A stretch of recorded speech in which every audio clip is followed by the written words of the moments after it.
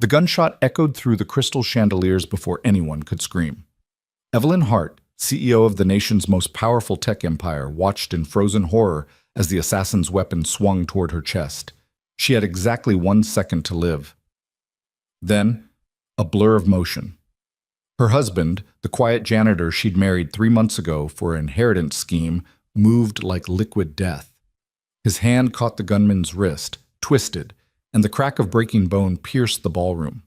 As armed guards collapsed around them, Daniel Park stood over her, eyes cold as winter steel, and Evelyn realized she'd married a ghost with a trigger finger. Before we dive into this explosive story, hit that like button and drop a comment telling me what city you're watching from. I want to see how far this tale travels. Now, let's begin. The boardroom smelled of expensive leather and barely concealed panic. Evelyn Hart stood at the head of the mahogany table, her reflection sharp in its polished surface, and watched 11 board members struggle to hide their shock. Outside the floor-to-ceiling windows, Manhattan stretched beneath them like a kingdom of glass and steel. Her kingdom, technically. Though these men in their $1,000 suits had spent the last 6 months trying to forget that fact. "You're married?" Gerald Sutton finally managed, his jowls quivering with indignation. The chief financial officer had been with Hart Technologies since her father founded it 30 years ago, and he clearly believed that gave him the right to question her personal life. To whom? Evelyn's smile didn't reach her eyes. His name is Daniel Park. We were married 3 days ago in a private ceremony. This is highly irregular, Margaret Chen interjected, her pen tapping against her legal pad with machine gun precision. The general counsel's expression suggested she was already calculating the liability implications.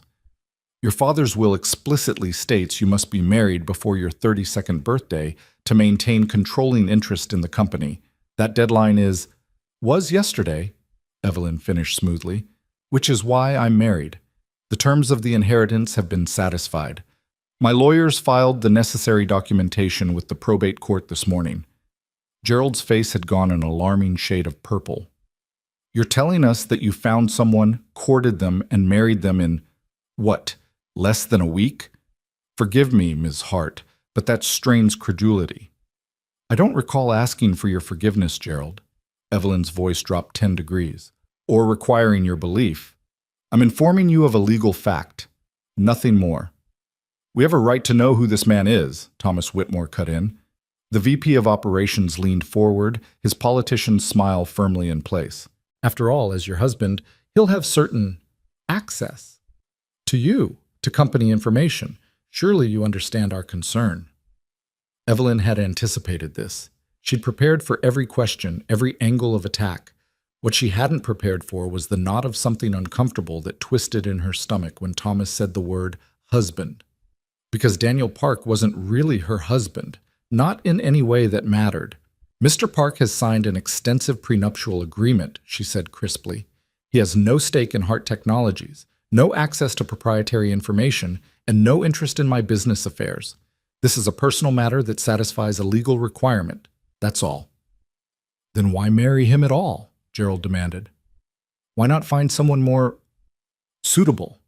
Someone from our social circle, someone with connections. Someone you could control? Evelyn's eyebrow arched. How transparent of you, Gerald. The CFO sputtered, but before he could formulate a response, the boardroom door opened. Every head turned. Daniel Park pushed a cleaning cart into the room, his eyes down, his posture apologetic. He wore the standard maintenance uniform, gray shirt, darker gray pants, both slightly too large for his frame. A baseball cap shadowed his face. He moved with the careful invisibility of someone who had learned to go unnoticed in spaces where he didn't belong. Sorry, he murmured, already backing toward the door. Thought the room was empty. I'll come back. Mr. Park. Evelyn's voice stopped him mid-retreat. Actually, your timing is perfect. Everyone, I'd like you to meet my husband. The silence that followed could have shattered diamond. Daniel's head came up slowly, and for just a fraction of a second, Evelyn saw something flicker in his dark eyes. Surprise, perhaps, or calculation. Then it was gone, replaced by a carefully neutral expression that gave away nothing at all. Ma'am, he said quietly. You sure about this? Quite sure. Margaret Chen's mouth had fallen open. Thomas Whitmore looked like he'd been struck by lightning. Gerald Sutton made a sound somewhere between a cough and a dying walrus. This is a joke, Gerald finally managed. This has to be a joke. You married the help? I married a man who asked for nothing, expected nothing, and signed papers that guarantee him nothing, Evelyn replied, her voice cutting through the rising chaos, which makes him considerably more trustworthy than anyone in this room. Daniel remained motionless by the door, his hands loose at his sides. To anyone watching, he looked uncomfortable, out of place, a working-class man caught in a world he didn't understand. But Evelyn had learned to read the subtle tells in the 3 weeks since their first conversation, the way his weight distributed on the balls of his feet, the slight angle of his shoulders that kept both the door and the windows in his peripheral vision, the calculated stillness that could explode into motion without warning. He wasn't uncomfortable. He was ready. For what? She still wasn't entirely sure. This is unacceptable, Thomas said, finding his voice. Evelyn, I understand you were in a difficult position with the inheritance deadline, but this farce undermines everything your father built. The optics alone will show that I value integrity over appearances. My father understood that, even if you don't. Evelyn gathered her papers, signaling the meeting's end. This discussion is over, gentlemen. Ms. Chen, my personal life is not company business. The inheritance terms have been satisfied. That's all you need to know. She walked toward the door and Daniel stepped aside to let her pass. Their eyes met for a brief moment, and something unspoken passed between them, an acknowledgement of the performance they'd just delivered, perhaps, or simply two co-conspirators recognizing each other across a divide of secrets.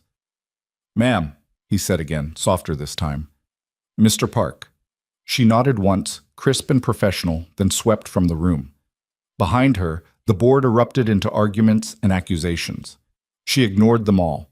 They would fall in line eventually. They had no choice. Her father had been many things, most of them complicated, but his will had been airtight. Marry before 32 or lose everything to a foundation that would dismember the company piece by piece. She'd satisfied the terms. That was all that mattered. Even if satisfying them had required proposing marriage to a janitor she'd met exactly twice before their courthouse wedding. 3 weeks earlier, the executive floor was always empty after midnight. Evelyn preferred it that way. No assistants hovering, no board members dropping by with quick questions that ate up hours. Just her, the city lights, and the endless scroll of financial projections that determined whether Hart Technologies survived its next quarter. Her father had built an empire on military contracts and cutting-edge defense systems. Then he died 6 months ago, suddenly and without warning, leaving her with a company she'd spent her whole life preparing to lead and a will that seemed designed to destroy her. Marry before your 32nd birthday, or lose controlling interest. It was medieval, insulting, exactly like something her father would do. She didn't hear the cleaning cart until it was almost beside her desk. Looking up sharply, she found herself facing a man in maintenance gray, his eyes cast down in automatic apology. Sorry, Ms. Hart. Didn't realize you were still here. Clearly. She glanced at the clock, 12:47 a.m. You work late? Night shift. He was already turning away. I can come back at... No, it's fine. Just empty the bins. I'm not here. It was dismissive, the kind of thing she'd said 1,000 times to 100 different people who kept the building running while she fought battles in boardrooms and merger negotiations. She returned to her screens, already forgetting he existed. But something made her look up again a few minutes later. He was still there, methodically wiping down the conference table at the far end of her office. His movements were efficient, practiced, almost military in their precision. And he was watching the financial news on the screen mounted to her wall, not obviously, not obtrusively, but watching nonetheless. You follow the markets? She asked, more from curiosity than any real interest. He glanced at her, surprised she was still talking to him. Sometimes. What do you think of Hart Technologies' Q3 projections? Now he did look surprised. People didn't ask janitors about quarterly earnings reports. But after a long moment, he said, I think you're overextended in Southeast Asia. Currency fluctuations are going to hit harder than your analysts expect. Evelyn's fingers stopped moving on her keyboard. Excuse me? The bot. It's unstable. Your Bangkok facility is vulnerable. He said it like he was commenting on the weather, then went back to cleaning. She stared at him. The Southeast Asian expansion was classified, or as classified as corporate strategy could be. The projections weren't public. The Bangkok facility was barely more than blueprints and NDAs. How do you know about Bangkok? I read, he shrugged. And people leave papers lying around. You'd be surprised what maintenance sees. It was a reasonable explanation. It was also exactly what someone with training in intelligence gathering would say. Evelyn closed her laptop slowly. What's your name? Daniel Park. How long have you worked here, Daniel Park? 8 months. Give or take? 8 months. Right around the time her father's health started declining, right when things at Heart Technologies began to feel off. Nothing she could point to directly, just a sense that pieces were moving on board she couldn't see, that currents were shifting beneath the surface of her carefully controlled world. You seem overqualified for maintenance work, she observed. It pays the bills. His tone discouraged further questions, but Evelyn hadn't built her career by accepting discouragement. What did you do before this? Different things. Nothing interesting. That's not an answer. No, he agreed. It's not. They studied each other across the expanse of her office. He was maybe 35, lean in a way that suggested endurance rather than gym workouts. Asian features, Korean probably, given his name. Dark eyes that gave away nothing except a deep well of control. And underneath the baggy uniform, a stillness that reminded her uncomfortably of soldiers she'd seen at military demonstrations. The kind of men who could switch from perfectly calm to perfectly lethal without any apparent transition. I have a problem, she said abruptly. Most people do. I need to get married in 3 weeks, and I don't have time to find someone I can trust not to destroy my life in the process. Daniel Park went very still. The cloth in his hand stopped moving. When he spoke, his voice was carefully neutral. That's an unusual problem. I have an unusual life. My father's will requires marriage before I turn 32, which happens in exactly 22 days. If I'm not married by then, I lose controlling interest in this company to a board of vultures who will tear it apart for spare parts. Evelyn heard herself talking and couldn't quite believe the words coming out of her mouth. She didn't confide in people. She certainly didn't confide in maintenance workers. I need someone who will sign a contract, go through a ceremony, and then disappear back into their own life while I run my company. No strings, no complications, and absolutely no interest in my money or my business. Sounds like you need a lawyer, not a janitor. Lawyers are expensive. They keep records. They have ambitions. She leaned back in her chair, watching him. You're invisible. You've worked here 8 months, and I've seen you maybe twice. You know things you shouldn't, which means you're either very smart or very dangerous, and I'm betting on both. And when I asked about your past, you deflected like someone with training in counter-interrogation. His expression didn't change, but something shifted in his posture, a microscopic tightening that told her she'd hit closer to truth than he wanted to admit. What makes you think I'd say yes? He asked quietly. Because you're working night shift maintenance when you're capable of much more. That means you're hiding from something or someone. And you have a daughter. Now she had his full attention. How do you know about Maya? I don't, not really. But you keep a photo taped inside your cleaning cart. I saw it when you leaned over to plug in the vacuum. Little girl, maybe 6 years old. You're protective enough to keep her picture close but not on display, which suggests you don't want people connecting her to you. That level of caution, combined with everything else, tells me you're a man with secrets, and secrets make you controllable. Daniel was silent for a long moment. Then, very slowly, he set down his cleaning supplies and walked closer to her desk. His movements were careful, deliberate, nothing threatening, but nothing submissive either. What exactly are you proposing? He asked. Exactly what I said. Courthouse wedding. Prenuptial agreement that gives you nothing. We live separately, see each other at carefully staged public events, and after a reasonable interval, say 2 years, we divorce quietly. You walk away with a settlement large enough to disappear permanently if that's what you want. Your daughter gets a trust fund for college. And I keep my company. Why me? Because everyone else I could ask would want something I'm not willing to give. Power, position, access.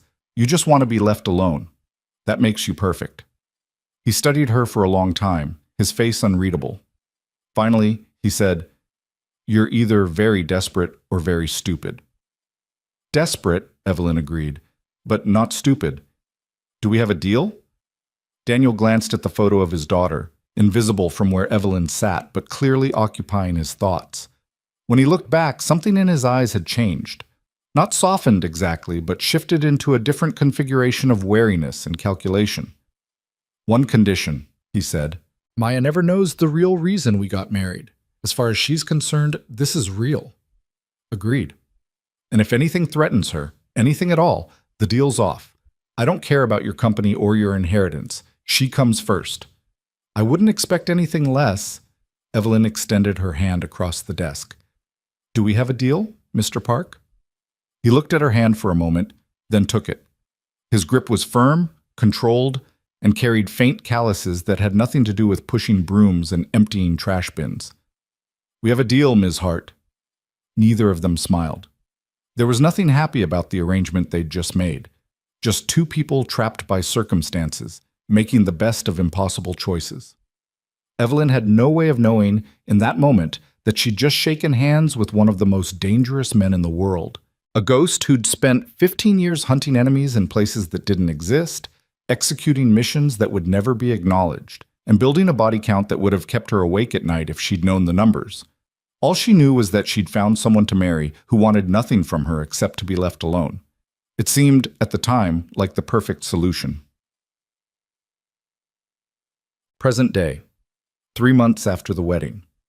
The penthouse apartment felt like a museum after dark, beautiful, expensive, and utterly lifeless. Evelyn kicked off her heels in the entryway and padded barefoot across marble floors toward the kitchen. It was nearly 11 p.m.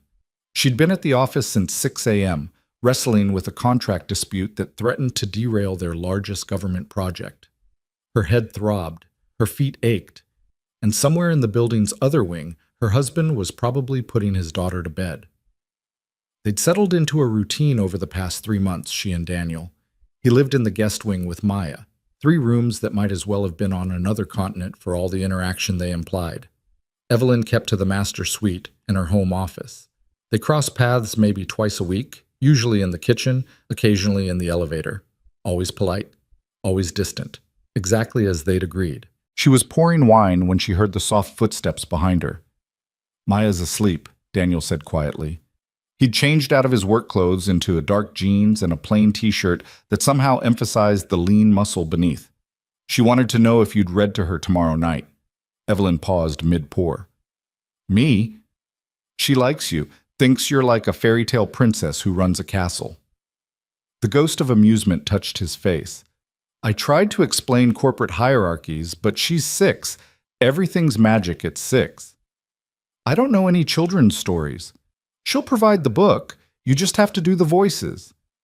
It should have been easy to say no. Their arrangement didn't include bonding with his daughter, but something about the way he asked, casual, like it didn't matter, though they both knew it did, made her hesitate. "What time?" she found herself asking. 7:30. "After dinner?" "I'll try to be home by then." Daniel nodded once, then turned to go. But something made Evelyn speak again. "The board meeting today. They're still upset about our marriage." He stopped. "Does that surprise you?" "No, but they're digging into your background. Gerald hired a private investigator." Now he turned fully, and for just a moment, something sharp and cold flashed in his eyes before the careful neutrality returned. "Did he find anything interesting?" "Nothing, which is interesting in itself." Evelyn set down her wine glass. "Most people leave trails, Daniel. Employment records, social media, credit histories. You barely exist on paper before you started working at Hart Technologies. It's like you appeared out of nowhere 8 months ago." "Some people prefer privacy. Some people are hiding something." They studied each other across the kitchen's granite expanse. The city glittered behind floor-to-ceiling windows, a million lights, a million stories, none of them true. "Are you asking me a question?" Daniel said finally. "I'm trying to decide if I should be worried." About what? About who you really are. About what happens when Gerald's investigator keeps digging and eventually finds something I should have found before I married you.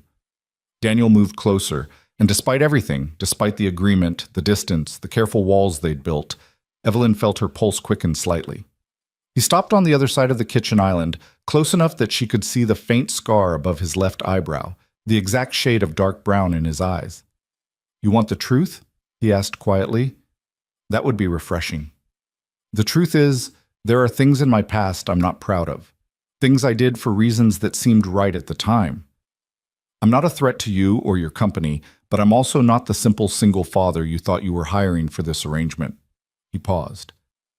"If that's a problem, we can end this now. I'll walk away. The prenup holds. No complications." Evelyn's fingers traced the rim of her wine glass. "Why did you say yes? That night in my office, when I made this insane proposal, why did you agree?" "Because I needed to disappear, and being married to a CEO with trust issues seemed like effective cover." His honesty was almost brutal. "And because you offered my daughter a future I couldn't give her on a janitor's salary." "But you're not really a janitor." "No," he admitted. "I'm not." "Then what are you?" The silence stretched between them, heavy with questions neither was quite ready to answer. Finally, Daniel said, "Someone trying to build a different life. That's all you need to know." It wasn't all she needed to know. It wasn't even close. But something in his voice, a kind of weary honesty beneath the evasion, made her nod slowly. "Okay," she said. "For now, that's enough." Relief flickered across his face, quickly hidden. He nodded once and turned to leave. But at the kitchen door, he paused. "Evelyn? The thing with Maya tomorrow night. Thank you." Then he was gone, disappearing back into the apartment's other wing like a ghost fading into shadow. Evelyn stood alone in her perfect kitchen, in her perfect penthouse, in her carefully controlled life, and wondered, not for the first time since their courthouse wedding, exactly what kind of arrangement she'd actually made. Outside, Manhattan glittered and burned, and somewhere in the building's security feeds that she didn't know existed, cameras recorded her every movement while encrypted messages bounced between servers in locations that didn't appear on any map. The game was already in motion. The players were already moving, and neither Evelyn nor Daniel had any idea how many pieces were actually on the board or who was really controlling them. But they would learn, soon. Whether they survived the lesson was still an open question. The next evening, Hart Technologies' executive floor. Thomas Whitmore's office smelled like cigar smoke and ambition.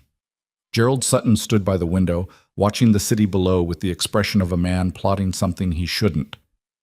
"The investigator's report came back," Gerald said without preamble. Thomas looked up from his desk. "And?" "Nothing. Park's history goes back exactly 8 months and 17 days, the day he was hired as maintenance staff. Before that, a few scattered employment records, all low-level positions, none lasting more than 6 months. No military service, no criminal record, no social media presence. It's suspicious," Thomas finished. "Professionally suspicious. Like someone went through and scrubbed their past with considerable expertise." Gerald turned from the window, his expression calculating. "I have a contact, former CIA. He owes me a favor. I'm thinking, don't." Thomas's voice cut through the room like a blade. "Not yet." Gerald frowned. "You said you wanted leverage against Evelyn. This marriage is clearly her weak point. If we can prove fraud, prove she arranged it just to satisfy the inheritance terms." "I don't care about the marriage." Thomas leaned back in his chair, fingers steepled beneath his chin. "I care about timing. Right now, we look like bitter board members upset about being outmaneuvered. Any move we make against her personally backfires.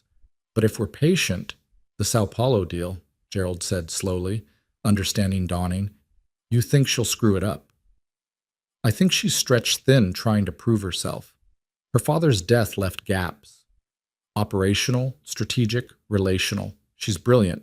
I won't deny that, but she doesn't have Raymond's instincts, doesn't have his flexibility when it comes to the gray areas." "Raymond was corrupt," Gerald said bluntly. "He had half the Pentagon on his payroll. He moved arms to countries under embargo. built this company into a defense industry titan, Thomas interrupted smoothly. His methods were questionable. His results were not. And now his daughter, with her Stanford MBA and her idealistic notions of corporate ethics, is trying to run Hart Technologies like a legitimate business. It's almost charming. Gerald's frown deepened. What exactly are you suggesting? I'm suggesting we let Evelyn be Evelyn. Let her chase transparency and accountability. Let her audit every contract and question every relationship her father built. And when the company starts bleeding money because she can't navigate the realities of our industry, when the board gets nervous and the shareholders start making noise. Thomas smiled coldly. That's when we make our move, not before. And Park? Is irrelevant, a distraction. Though, Thomas pulled out his phone, scrolling through something Gerald couldn't see. I want to know more about the daughter. Maya, isn't it? 6 years old. Mother's not in the picture. Our investigator couldn't find any records of marriage or divorce. Could be Park's not even the biological father. Could be a lot of things, Thomas agreed. But children are vulnerable, useful, if one needs leverage at the right moment. Gerald shifted uncomfortably. Thomas, I'm willing to play hardball to protect our interests, but threatening a kid? I'm not threatening anyone. I'm simply gathering information. Knowledge is never wasted, Gerald. Thomas stood, smoothing his suit jacket. Now, I have a dinner with Senator Morrison. Keep digging into Park's background, but quietly. And keep an eye on Evelyn. I want to know every move she makes, every contract she signs, every relationship she builds or destroys. You want her to fail. I want her to be exactly what she is, a brilliant woman in over her head, trying to redeem her father's legacy without understanding that some legacies can't be redeemed. They can only be managed. As Thomas picked up his briefcase. Raymond understood that. Evelyn will learn it eventually. The question is how much damage she does before the lesson sinks in. After Thomas left, Gerald remained at the window, staring down at the city's endless lights. He'd worked with Raymond Hart for 30 years. He'd helped build this company from a small defense contractor into a multi-billion-dollar empire. He'd witnessed things, deals, transactions, relationships that existed in the shadows of official records. And now Raymond's daughter was shining lights into those shadows, asking questions no one wanted to answer. Something was coming. Gerald could feel it the way old soldiers felt incoming weather.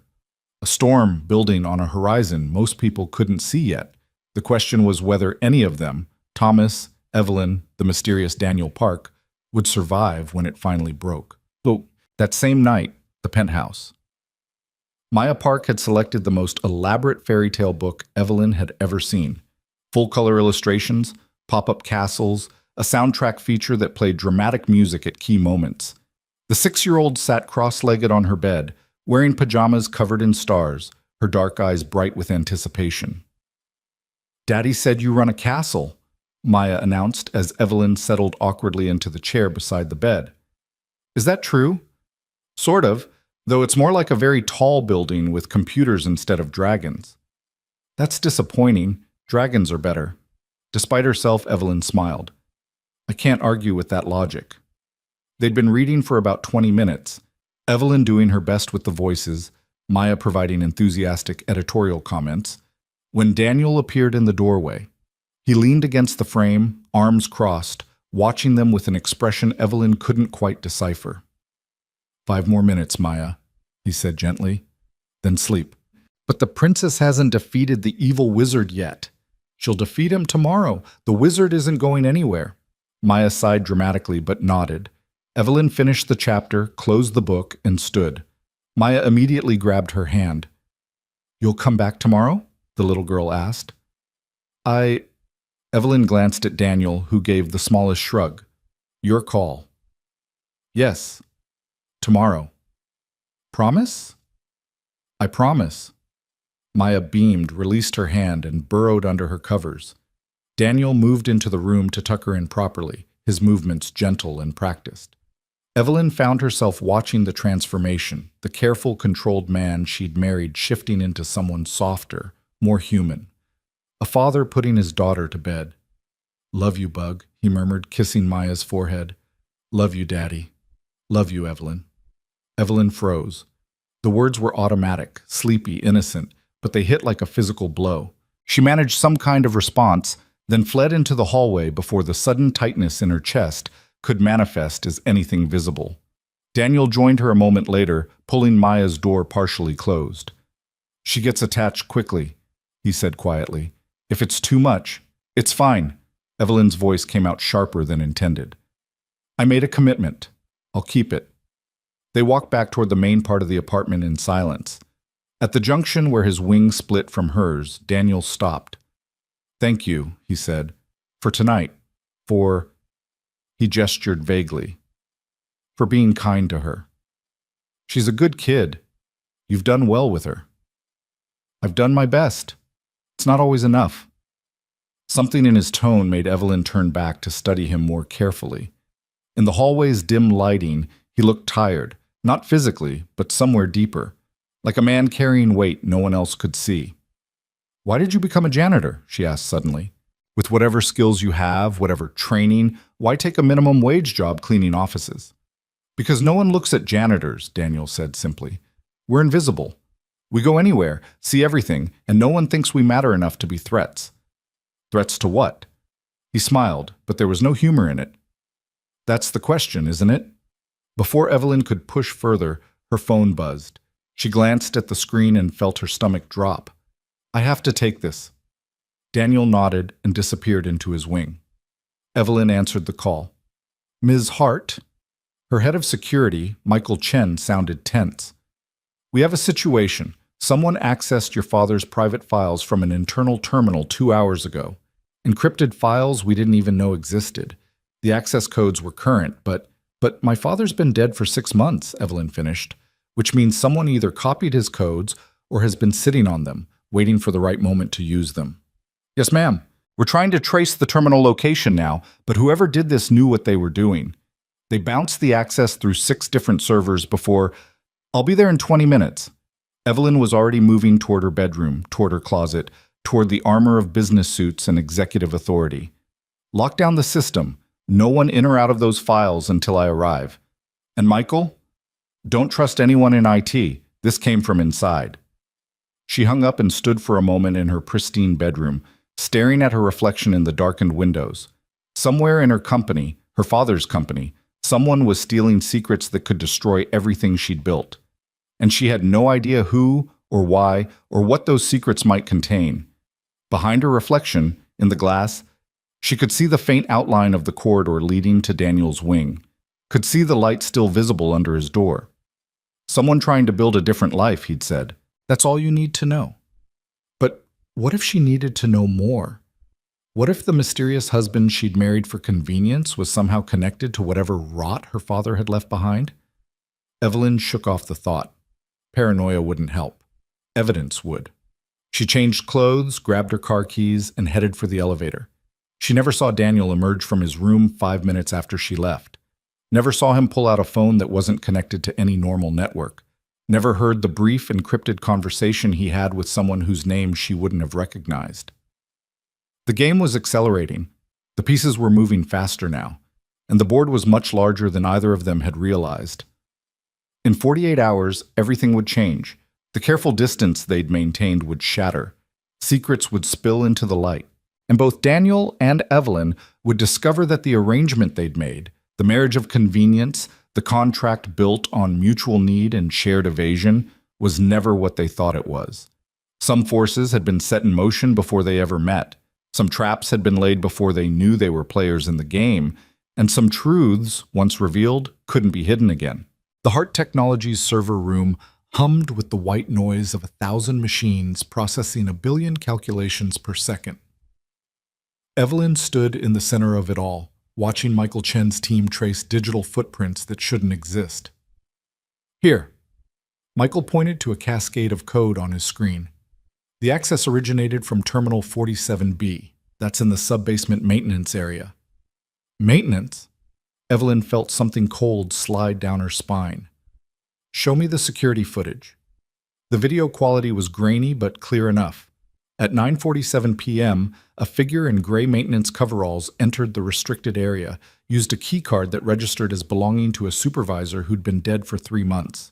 and sat at the terminal for exactly 18 minutes. The camera angle never caught the person's face, almost as if they knew precisely where the blind spots were. "Can we enhance the image?" Evelyn asked. "Already tried. Whoever this is, they're good. Never looked up, kept their face shadowed." Michael paused the footage on a frame that showed the intruder's hands on the keyboard. "But look here, the typing pattern. That's not Hunt and Peck. That's someone with serious technical training." "What files did they access?" Michael's expression darkened.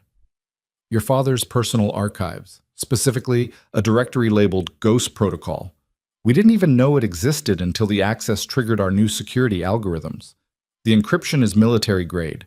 We can't open it without codes that died with your father." "Or didn't die with him." Evelyn stared at the frozen image of those hands, steady, efficient, dangerous. "If someone has his codes, they've had them for months. Why use them now? Why risk exposure?" "Because something in those files is worth the risk," came a voice from behind them. Evelyn spun around. Daniel stood in the doorway of the server room, still wearing the jeans and t-shirt from earlier, his expression unreadable. "Mr. Park," Michael said stiffly. The head of security clearly didn't appreciate unauthorized personnel in restricted areas, husband or not. "This is a secure facility." "I came with Evelyn. She left in a hurry. I wanted to make sure everything was okay." Daniel's eyes moved from the screens to Evelyn to Michael, cataloging details with an efficiency that made her newly suspicious. "What's Ghost Protocol?" "None of your concern," Michael said flatly. "Michael." Evelyn held up a hand. "It's fine. Daniel, Ghost Protocol appears to be some kind of classified project my father was running. We don't know what it contains." "But someone does." Daniel moved closer to the screens, his gaze sharp, and they needed access badly enough to risk getting caught. That suggests urgency. Either something's about to happen, or they're running out of time to stop something that's already in motion. Michael and Evelyn exchanged glances. The analysis was too quick, too tactical, too much like someone with intelligence training would think. "How do you know that?" Evelyn asked carefully. Daniel seemed to realize he'd said too much. "Basic logic.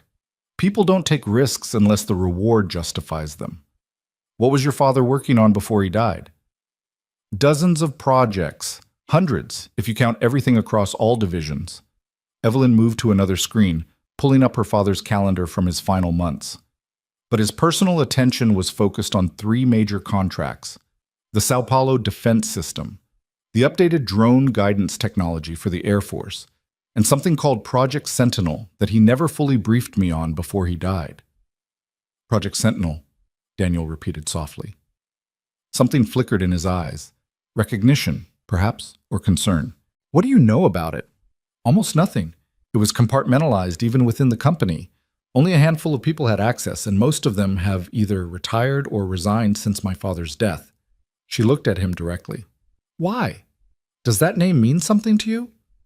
For a long moment, Daniel didn't answer. Then he said, "I need to make a call." "Excuse me."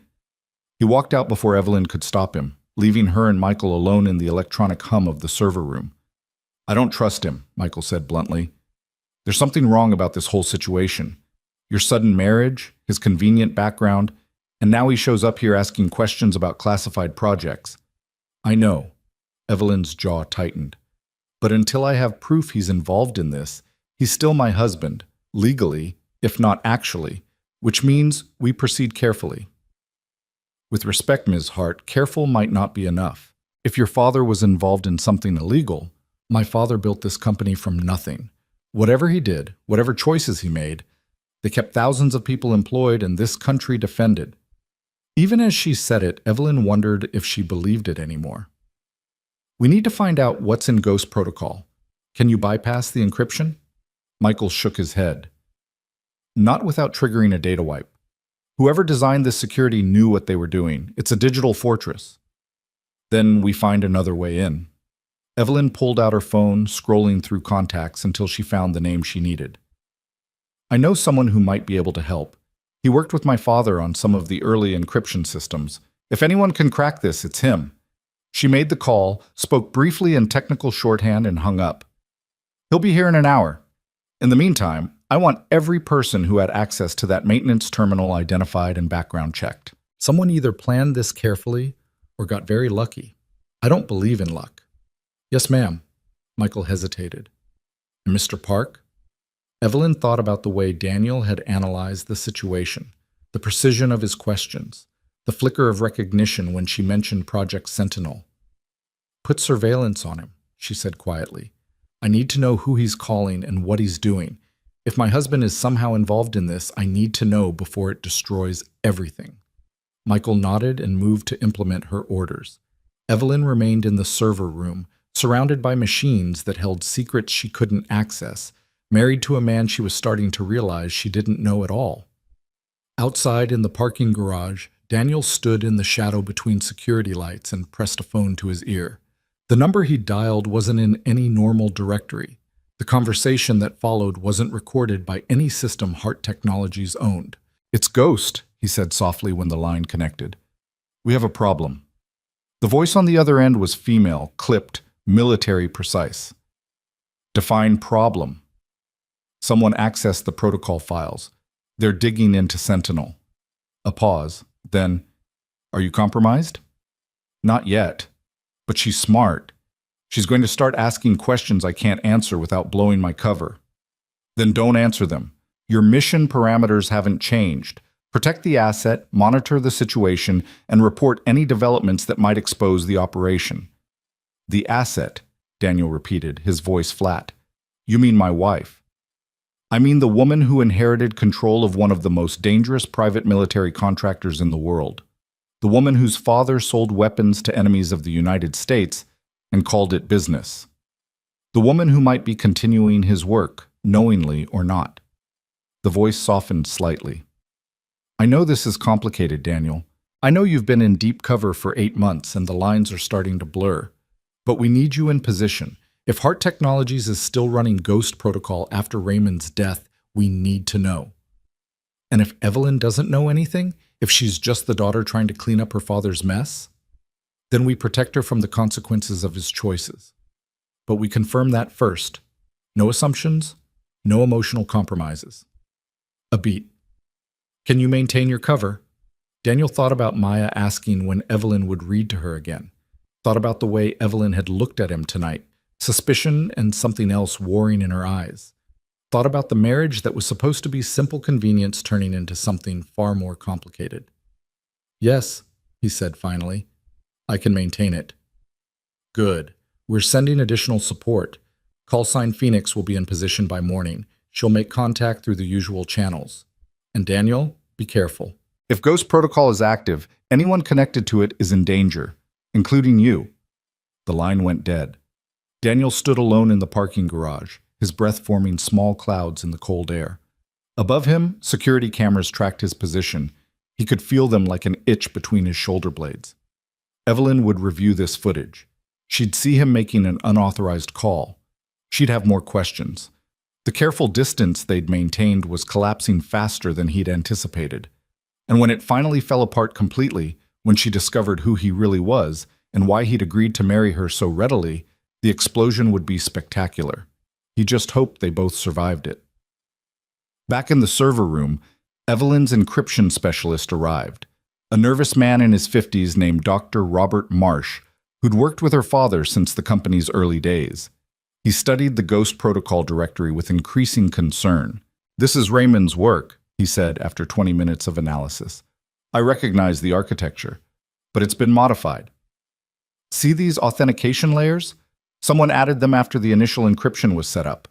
Within the last 6 months, I'd guess. After my father was already sick, Evelyn said slowly, when he knew he was dying. Or when someone else knew he was dying and wanted to make sure certain information stayed hidden. Marsh adjusted his glasses nervously. Ms. Hart, I can break this encryption, but it's going to take time. Days, maybe a week. And whoever put in these extra security measures will know when I do it. There's a monitoring protocol embedded in the code. The moment someone successfully accesses these files, an alert gets sent. Sent where? I don't know. The destination is encrypted separately. Could be an email address, could be a server, could be a phone number. He looked at her seriously. Are you sure you want to open this Pandora's box? Some secrets your father might have wanted to stay buried. Evelyn thought about the intruder accessing these files, thought about Daniel's too convenient knowledge, thought about 3 months of marriage to a man who was increasingly clearly not who he claimed to be. Break it, she said. I don't care how long it takes or who gets notified. I need to know what my father was hiding. Marsh nodded reluctantly and set to work. Evelyn left Michael to supervise and returned to the executive floor, her mind racing through possibilities and implications. It was nearly 3 a.m. The building was silent except for the skeleton night crew. Her footsteps echoed on marble floors as she walked toward her office. She almost missed the figure standing in the shadows near her door. Jesus! She stumbled backward, her hand instinctively reaching for the phone in her pocket. Sorry. Daniel stepped into the light, hands raised in apology. Didn't mean to scare you. What are you doing here? I thought you went home. Couldn't. Not while you were dealing with this alone. He lowered his hands slowly. Maya's with a neighbor, Mrs. Chen on the 4th floor. She watches her sometimes when I have to work late. Evelyn's heart was still racing from the surprise. You followed me from the server room. I waited in the lobby. Figured you'd come back up here eventually. Daniel leaned against the wall, his posture casual but his eyes alert. We need to talk, really talk, not the careful dancing we've been doing for 3 months. About what?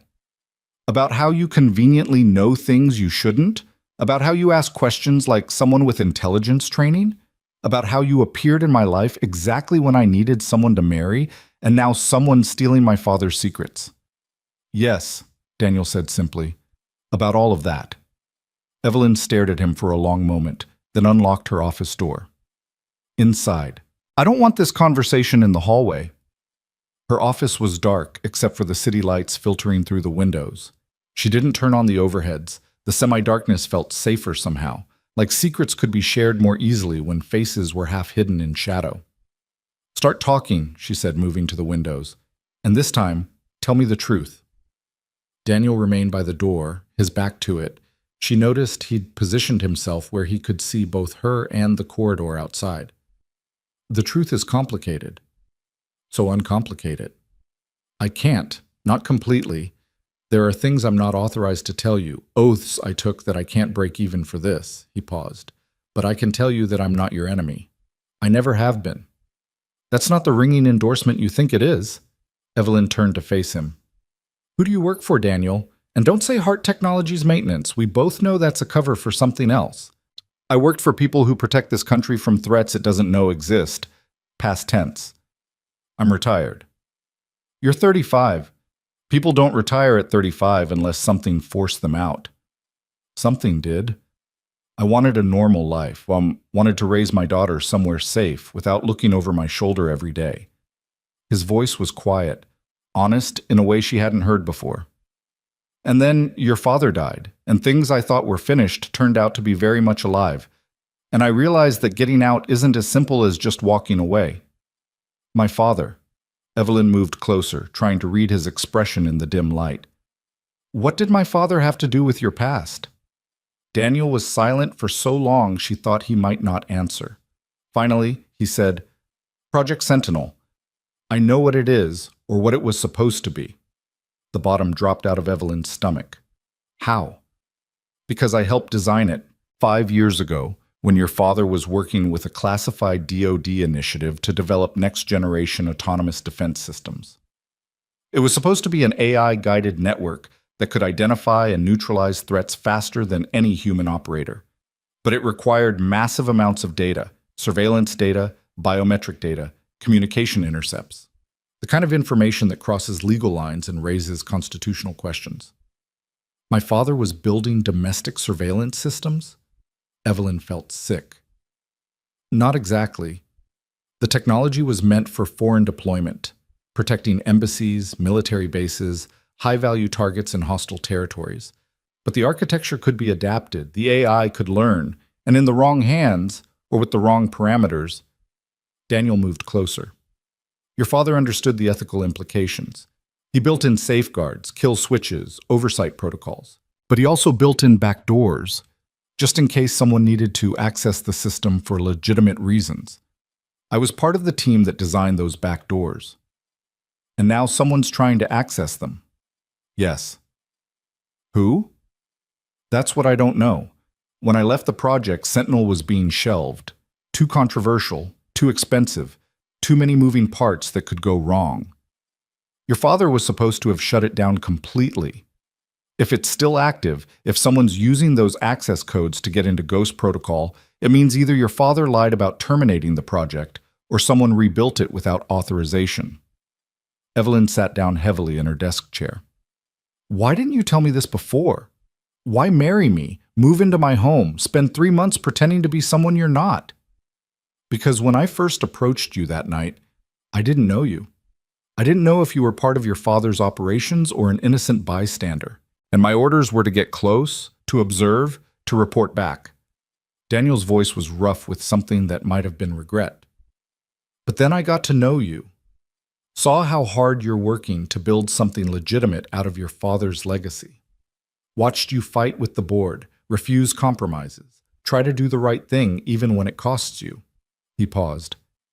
You're not your father, Evelyn, but you're caught in the web he built, and I don't know how to get you out without destroying everything you've worked for.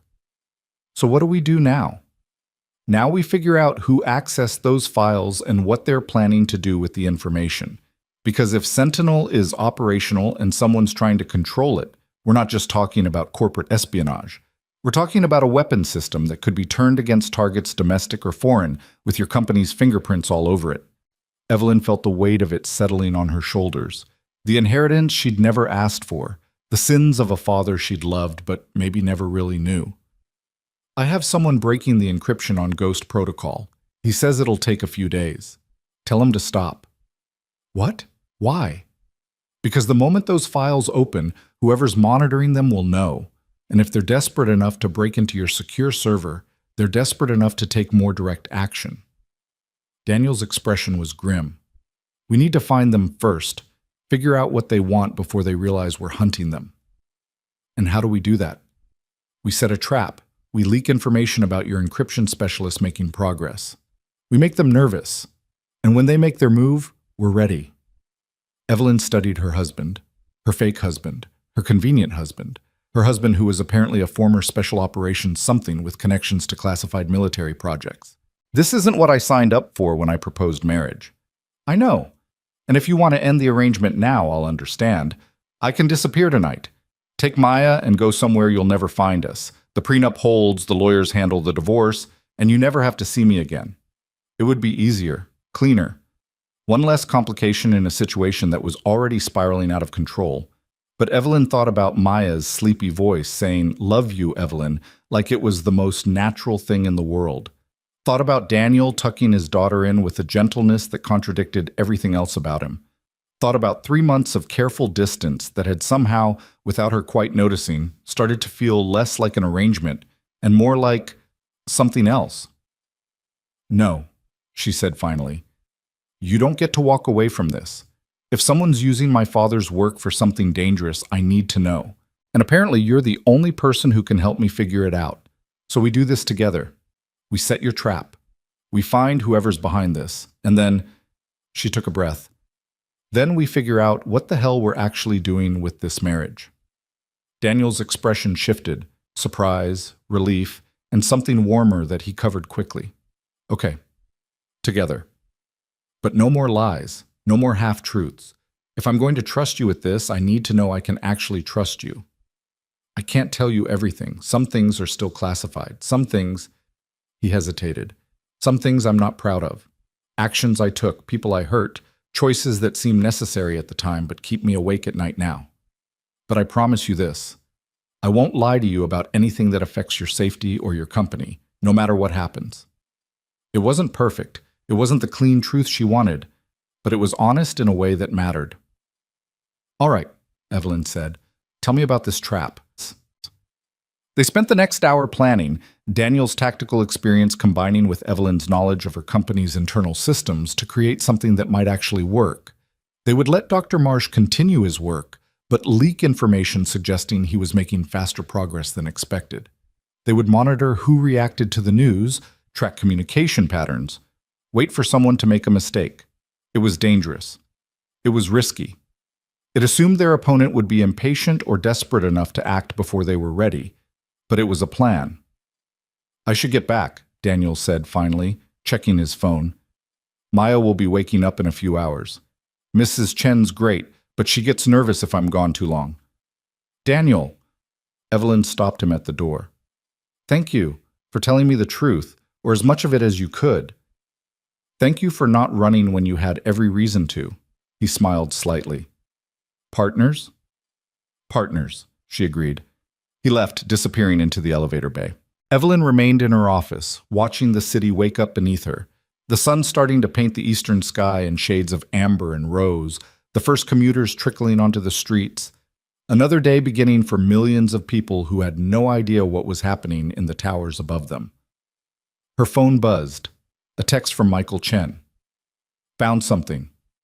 You need to see this." She made her way back to the security office, her exhaustion forgotten in a fresh surge of adrenaline. Michael had security footage pulled up. Different camera, different angle. "This is from the parking garage 2 hours ago," he said. "Your husband. Making a call." Evelyn watched Daniel's image on the screen, his body language guarded, his expression serious. No audio. The cameras didn't have microphones in the garage. But something about the way he stood, the careful checking of his surroundings before he dialed, suggested this wasn't a casual conversation. "Can we trace the number?" she asked. She already tried. "It's encrypted, bouncing through international servers. Whoever he called, they're using serious counter-surveillance." Michael looked at her carefully. "Ms. Hart, I know you said to proceed carefully with Mr. Park, but this is beyond suspicious. This is tradecraft, professional-level operational security." Evelyn thought about the conversation she'd just had with Daniel, the partial truths and careful revelations, the admission of a past he couldn't fully explain. "I know," she said quietly. "Monitor him, record everything, but don't approach him directly. Not yet." "May I ask why?" Because he'd told her he wasn't her enemy. Because he'd looked her in the eye and promised not to lie about things that mattered. Because some instinct she didn't fully trust yet told her that Daniel Park, whoever he really was, might be the only person she could rely on in the storm that was coming. But she couldn't say any of that to Michael. So instead she said, "Because I need to know who he's working for before we make any moves. If he has connections to intelligence agencies or military contractors, confronting him prematurely could shut down our investigation entirely. We play this smart. We play it patient." Michael didn't look convinced, but he nodded. "Yes, ma'am." Evelyn left him to his surveillance and took the private elevator up to the executive floor. She needed a shower, needed coffee, needed sleep she wasn't going to get. In 6 hours, she had a board meeting. In 8 hours, she'd promised to read to Maya again.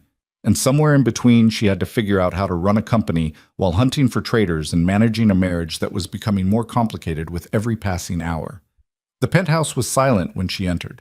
Daniel's wing showed no light under the door.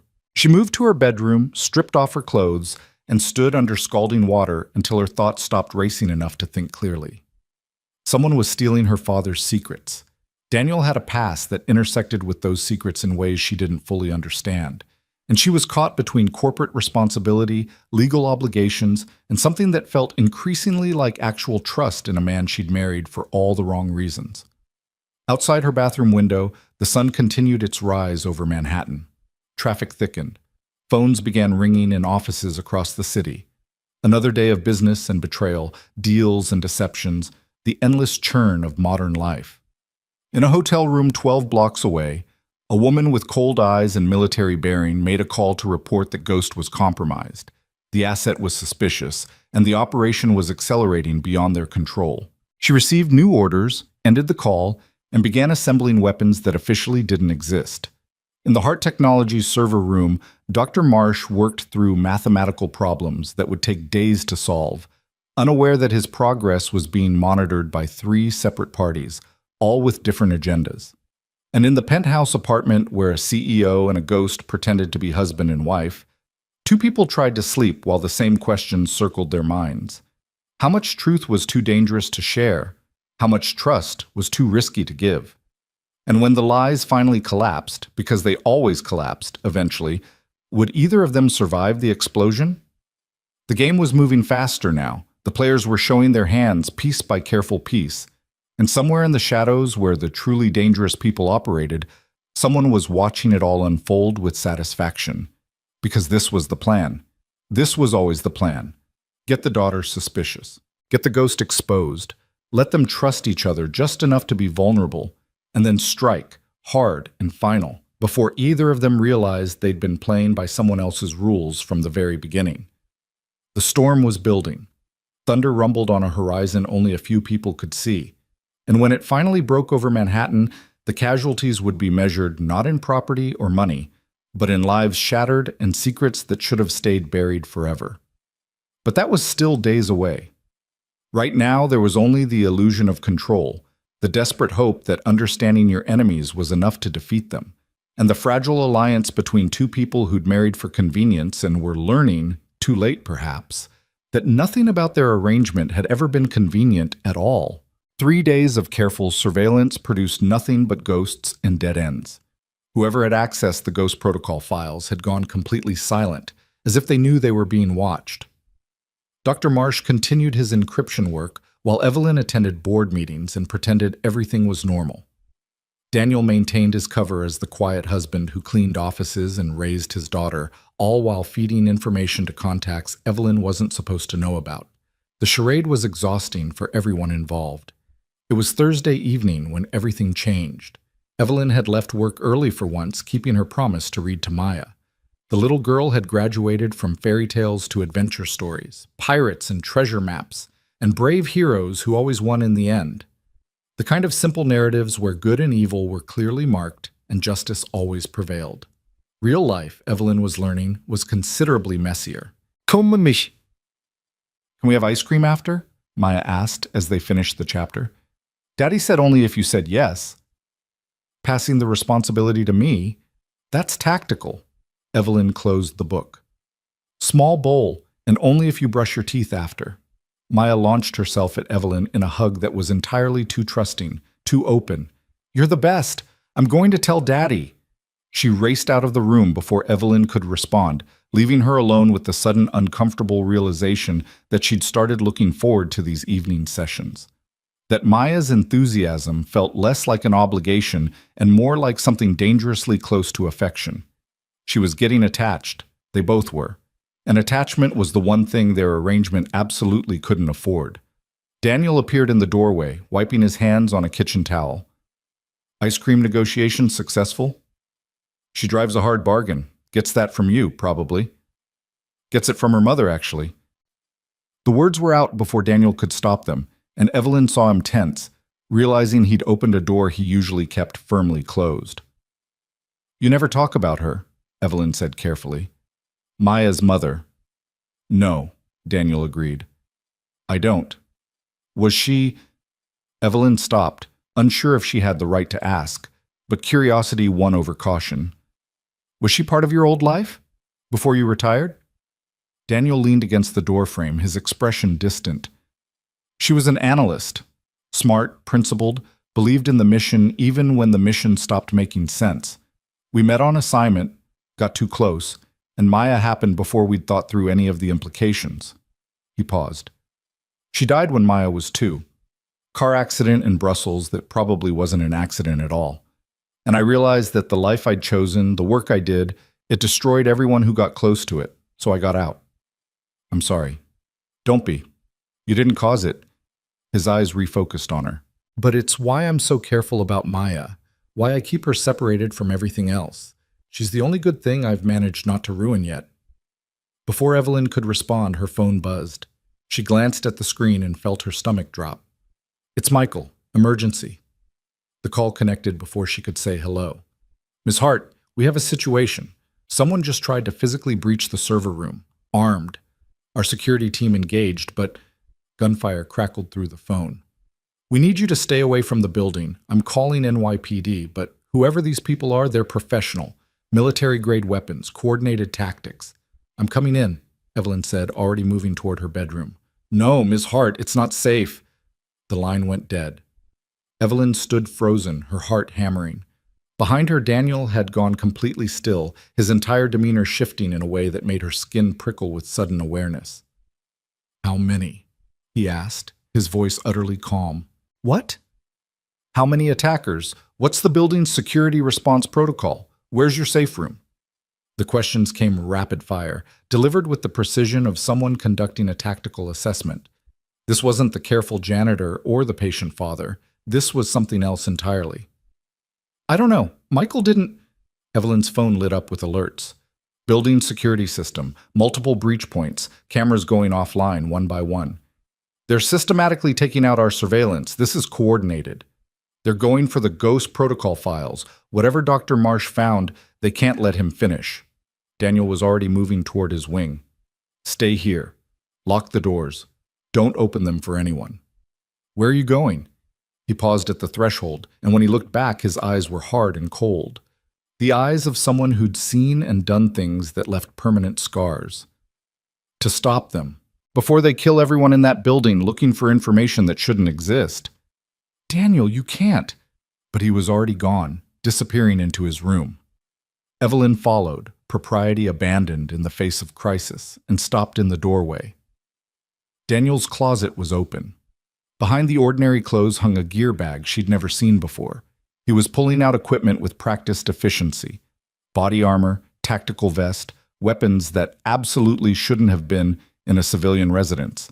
He moved like someone who'd done this 1,000 times, every motion economical and purposeful. What are you? Evelyn whispered. Someone who made a promise to protect you. He checked a pistol with the casual expertise of a professional, then looked at her directly. I can explain everything later. Right now, I need you to trust me. Can you do that? Evelyn thought about all the careful distance they'd maintained, all the lies and half-truths and protected secrets. And under it all, a single question that mattered more than anything else. Was Daniel Park, whoever he really was, someone she could trust when everything fell apart? Yes, she said, but I'm coming with you. Absolutely not. It's my company, my responsibility, and I'm not staying here helpless while people die protecting my father's secrets. She moved to her own closet, pulling out the handgun her father had insisted she learn to shoot. I know how to use this. I'm a decent shot. And you'll need someone who knows the building's layout, the security protocols, where the backup systems are. You'll get yourself killed. Then you better make sure I don't. Evelyn checked the weapons magazine, surprised at how steady her hands were. Fear was there, cold and sharp, but under it was something harder. Anger. Determination. The realization that she was tired of being protected from the consequences of choices other people had made. Daniel studied her for a long moment. Then with visible reluctance, he nodded. Stay behind me. Do exactly what I say, when I say it. And if I tell you to run, you run. No arguments, no hesitation. Agreed? Agreed. Maya is with Mrs. Chen. She's safe. Evelyn was already moving toward the door. We need to go. Now. They took the private elevator down to the garage, Daniel checking his phone and reading information from sources Evelyn couldn't identify. 3 teams, maybe 4. They hit the building 8 minutes ago. NYPD response time is another 6 minutes minimum. Security's being overrun on floors 12 through 15. The server room is on 14, Evelyn said. Dr. Marsh was working late. Then that's where we're going. The elevator opened into the parking garage. Daniel moved out first, weapon raised, scanning for threats with the fluid efficiency of someone who'd done this in places far more dangerous than Manhattan parking structures. Clear. Your car or mine? Mine. Armored. My father was paranoid. Your father was smart. They made it to Hart Technologies in 11 minutes, running red lights and driving like the city was a war zone. Maybe it was.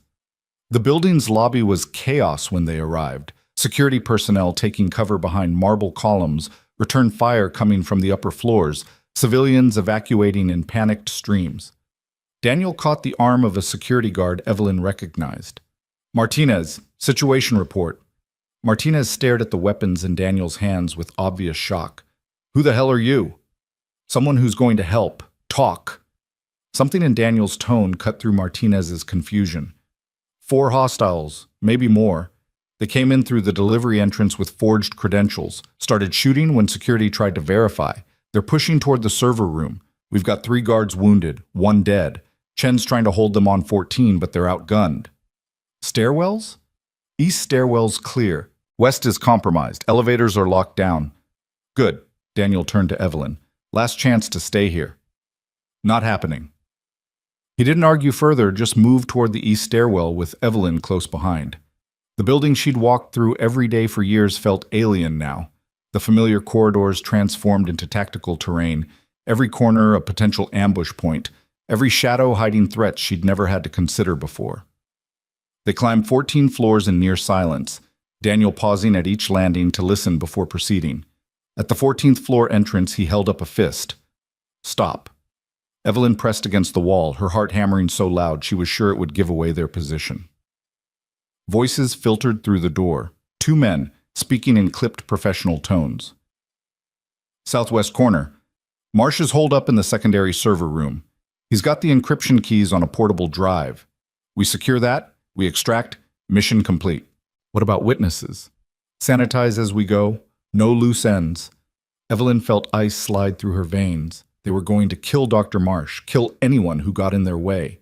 And she'd brought him into this, asked him to break her father's encryption, made him a target without understanding the stakes. Daniel looked at her, his expression grim.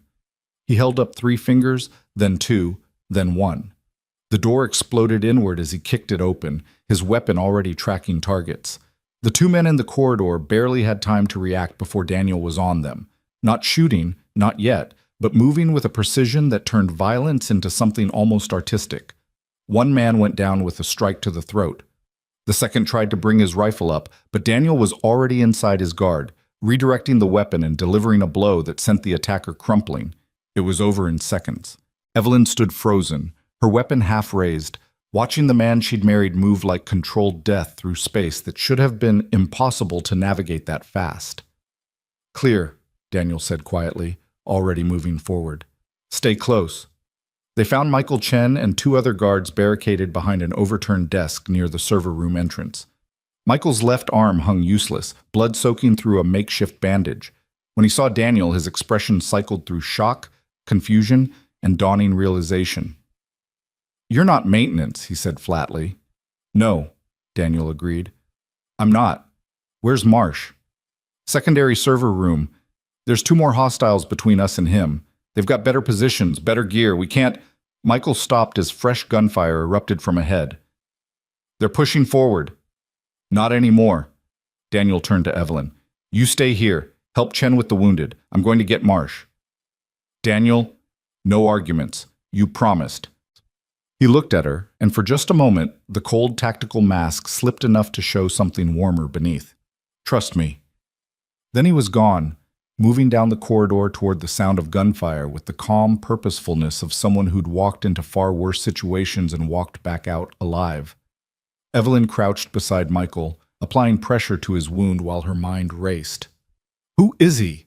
Michael asked through gritted teeth. Your husband. Who the hell is he really?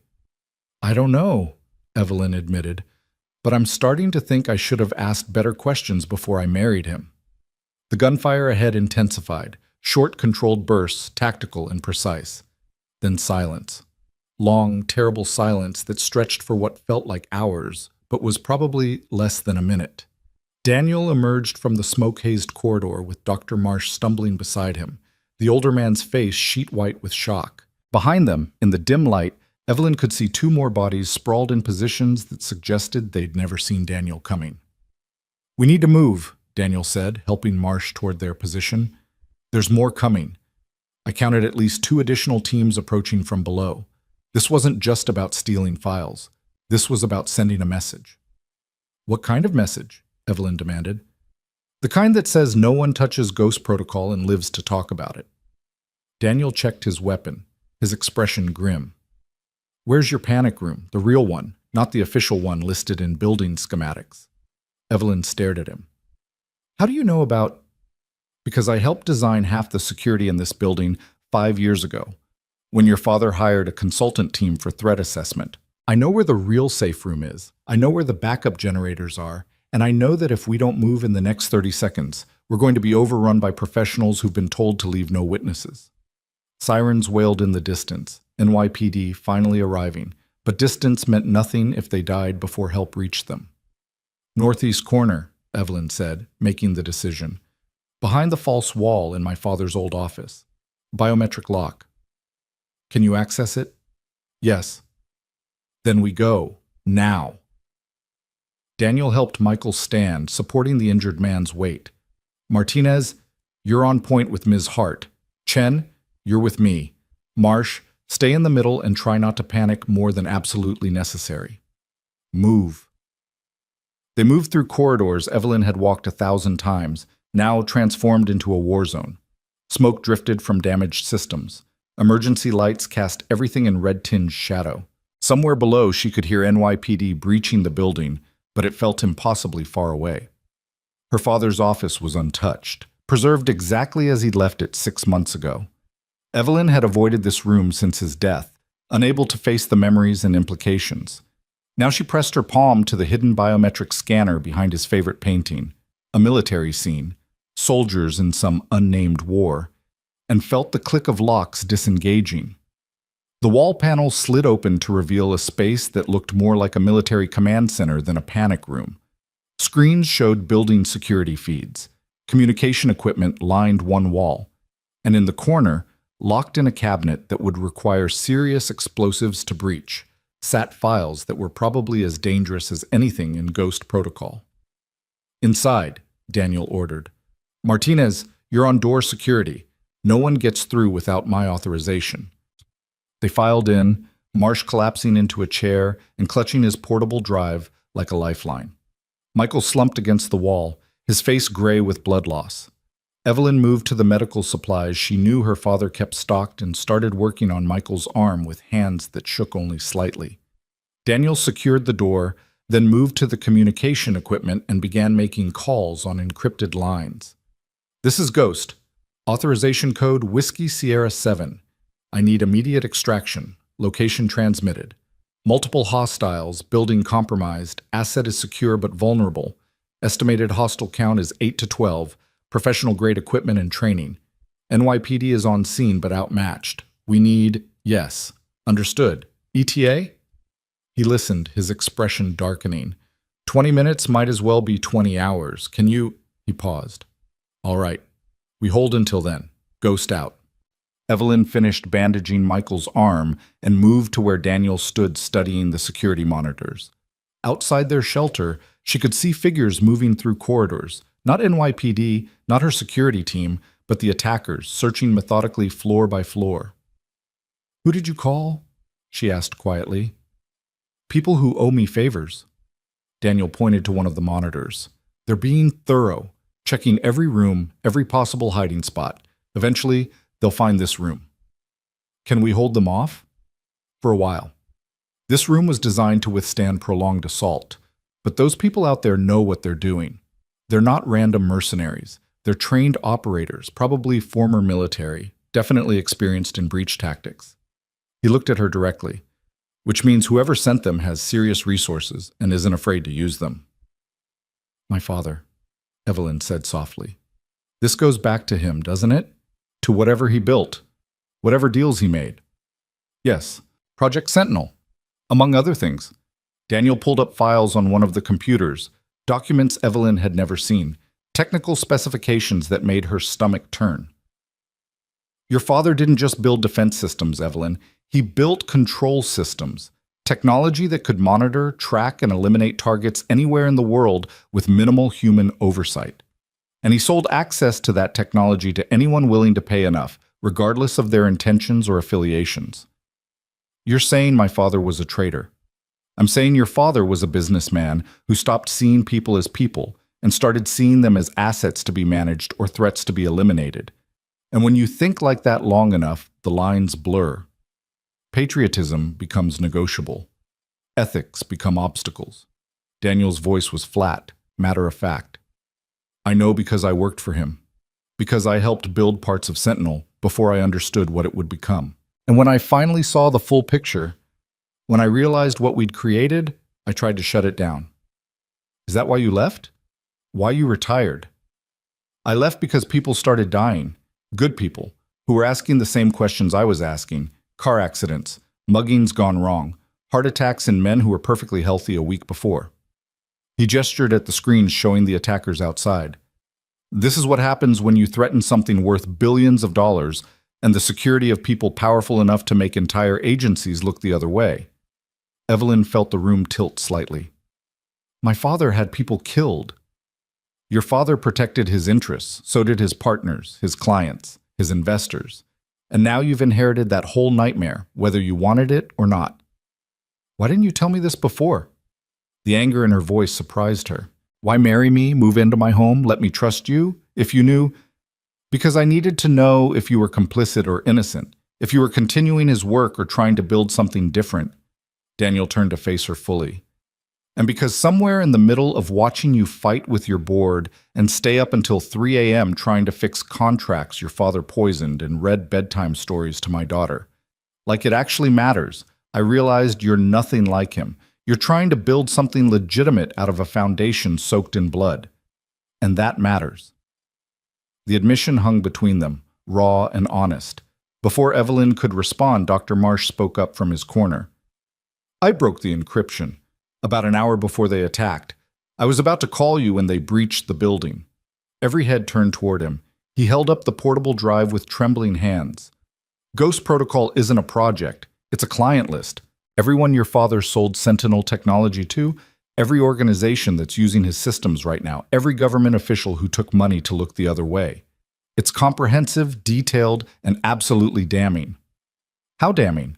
Evelyn asked. Pentagon officials, senators, foreign intelligence services, private military contractors operating in places the U.S. officially doesn't go. And transactions, money moving through accounts that shouldn't exist, payments for operations that never happened. Marsh's voice shook. If this goes public, it won't just destroy Hart Technologies. It'll trigger investigations that reach into the highest levels of government. People will go to prison. Others will probably die trying to make sure that doesn't happen. Daniel swore softly. That's why they're here. Not just to get the files, but to eliminate everyone who's seen them. Then we destroy the drive, Evelyn said. Right now, we can't. Marsh looked miserable. I sent a backup to secure cloud storage before they breached. Thought I was being careful. If they kill me, if they get this drive, the backup triggers automatically in 72 hours and releases everything to major news organizations worldwide. A dead man's switch, Daniel said flatly. You built a dead man's switch. I thought it would protect me. I didn't know they'd... Marsh broke off as explosions echoed from somewhere outside their safe room. What was that? Daniel checked the monitors and his expression went cold. They're breaching the outer security doors, professional grade charges. They'll have this room open in under 10 minutes. What about your people? Your extraction? 15 minutes out, maybe less if they're pushing hard. Daniel pulled weapons from the room's emergency cabinet, checking ammunition with practiced efficiency. We hold here. Martinez, Chen, if you can manage it, you take positions by the door. First person through gets put down hard. Second and third will be more cautious. That's when I move. You can't take them all, Evelyn protested. No, Daniel agreed, but I can slow them down long enough for backup to arrive. Maybe. Daniel, he crossed to her in 2 strides, his hands finding her shoulders. Listen to me. When the door breaches, you get behind the communication equipment. It's reinforced. You stay low, you stay quiet, and you survive. Understood? You're talking like you're not going to... I'm talking like a soldier who knows the odds and plans accordingly. His grip tightened slightly. Maya is with Mrs. Chen. If something happens to me, there's a safety deposit box at Chase Manhattan, downtown branch. Key is taped behind the family photo in my apartment. Everything she'll need is in there. Money, documents, contacts who can help. You're not dying today. Probably not. But if I do, I need to know she'll be taken care of. His eyes searched hers. Promise me. Evelyn felt something crack open in her chest. The careful distance they'd maintained shattering completely in the face of Daniel's stark honesty. I promise.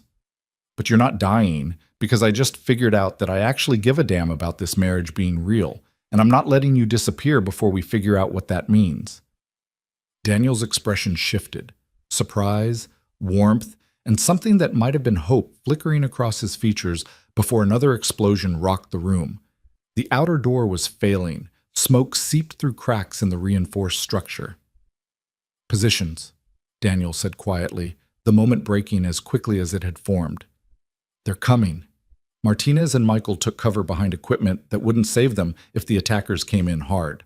Marsh clutched his portable drive and pressed himself into the corner. Evelyn moved to where Daniel had indicated, her weapon ready even though she knew she was hopelessly outmatched if it came to actual combat. The final explosion was deafening. The door buckled, smoke and fire washing through the opening. Daniel moved before the debris settled, his weapon tracking targets Evelyn couldn't even see through the chaos. Gunfire erupted, sharp, controlled bursts that spoke of training and experience. Someone screamed, bodies fell. Daniel moved like liquid shadow through the smoke, each shot precise and economical. But there were too many. For every attacker that went down, another pushed forward. They were being overrun despite Daniel's tactical excellence. Then something changed. New gunfire, different sound, different cadence. The attackers suddenly found themselves caught between Daniel's position and someone else firing from the corridor. Evelyn heard someone shout tactical orders in clipped military speak, and the assault faltered, then broke completely. When the smoke cleared, Daniel stood in the ruined doorway, his weapon still raised, facing a woman in tactical gear who matched him move for move in a frozen standoff. "Stand down, Ghost," the woman said, her voice cool and professional. "We're friendlies." "Prove it." She lowered her weapon fractionally and pulled something from her vest.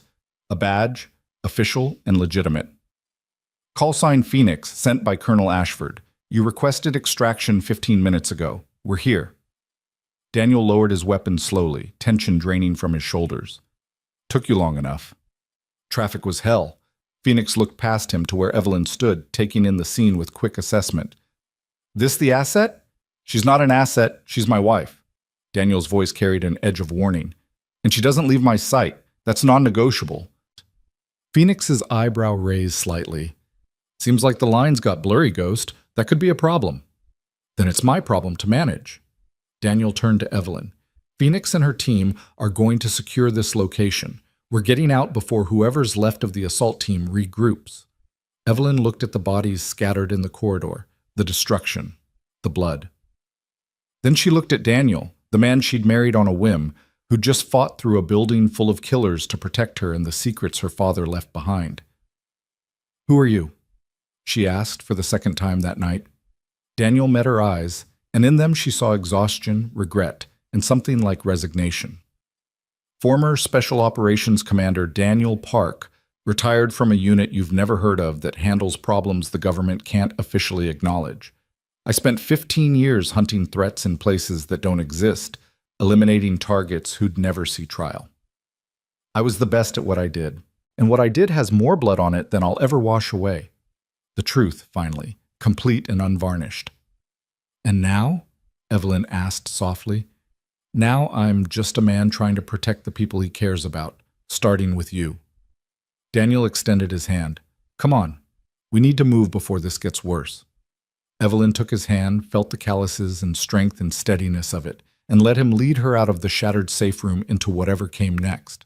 Behind them, Phoenix directed her team through cleanup operations with military efficiency.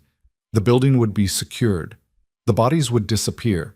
Official reports would tell whatever story needed to be told to keep the truth buried. But the truth had a way of surfacing anyway. And as Daniel and Evelyn emerged into the Manhattan night, police lights painting everything in alternating colors of red and blue, both of them knew the same thing without having to say it aloud. The mask had fallen.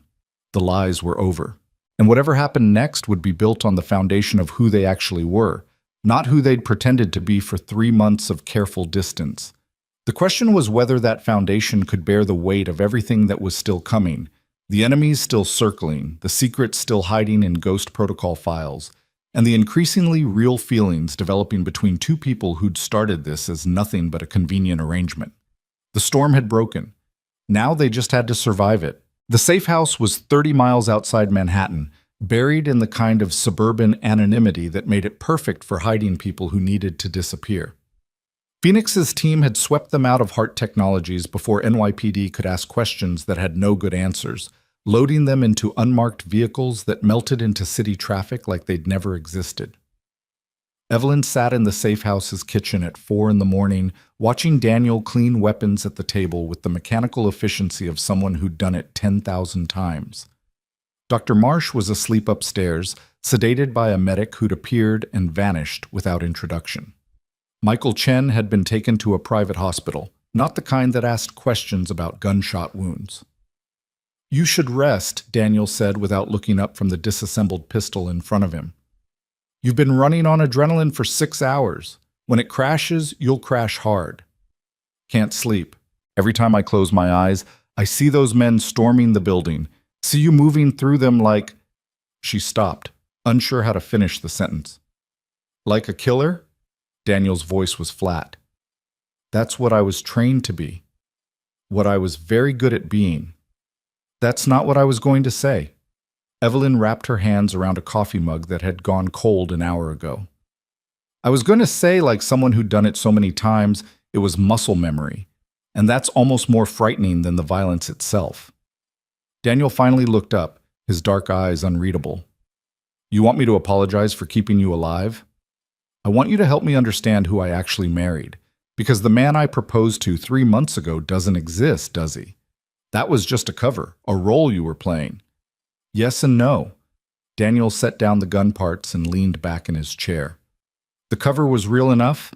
I really am a single father trying to give my daughter a normal life. I really do want to stay invisible and avoid the kind of attention that gets people killed. But you're right that I wasn't being completely honest about why I needed those things. So be honest now. All of it. No more operational security or classified restrictions. If we're going to survive what's coming, I need to know exactly who I'm dealing with." Daniel was silent for a long moment, his fingers drumming on the table in a rhythm that might have been nervous energy or tactical calculation.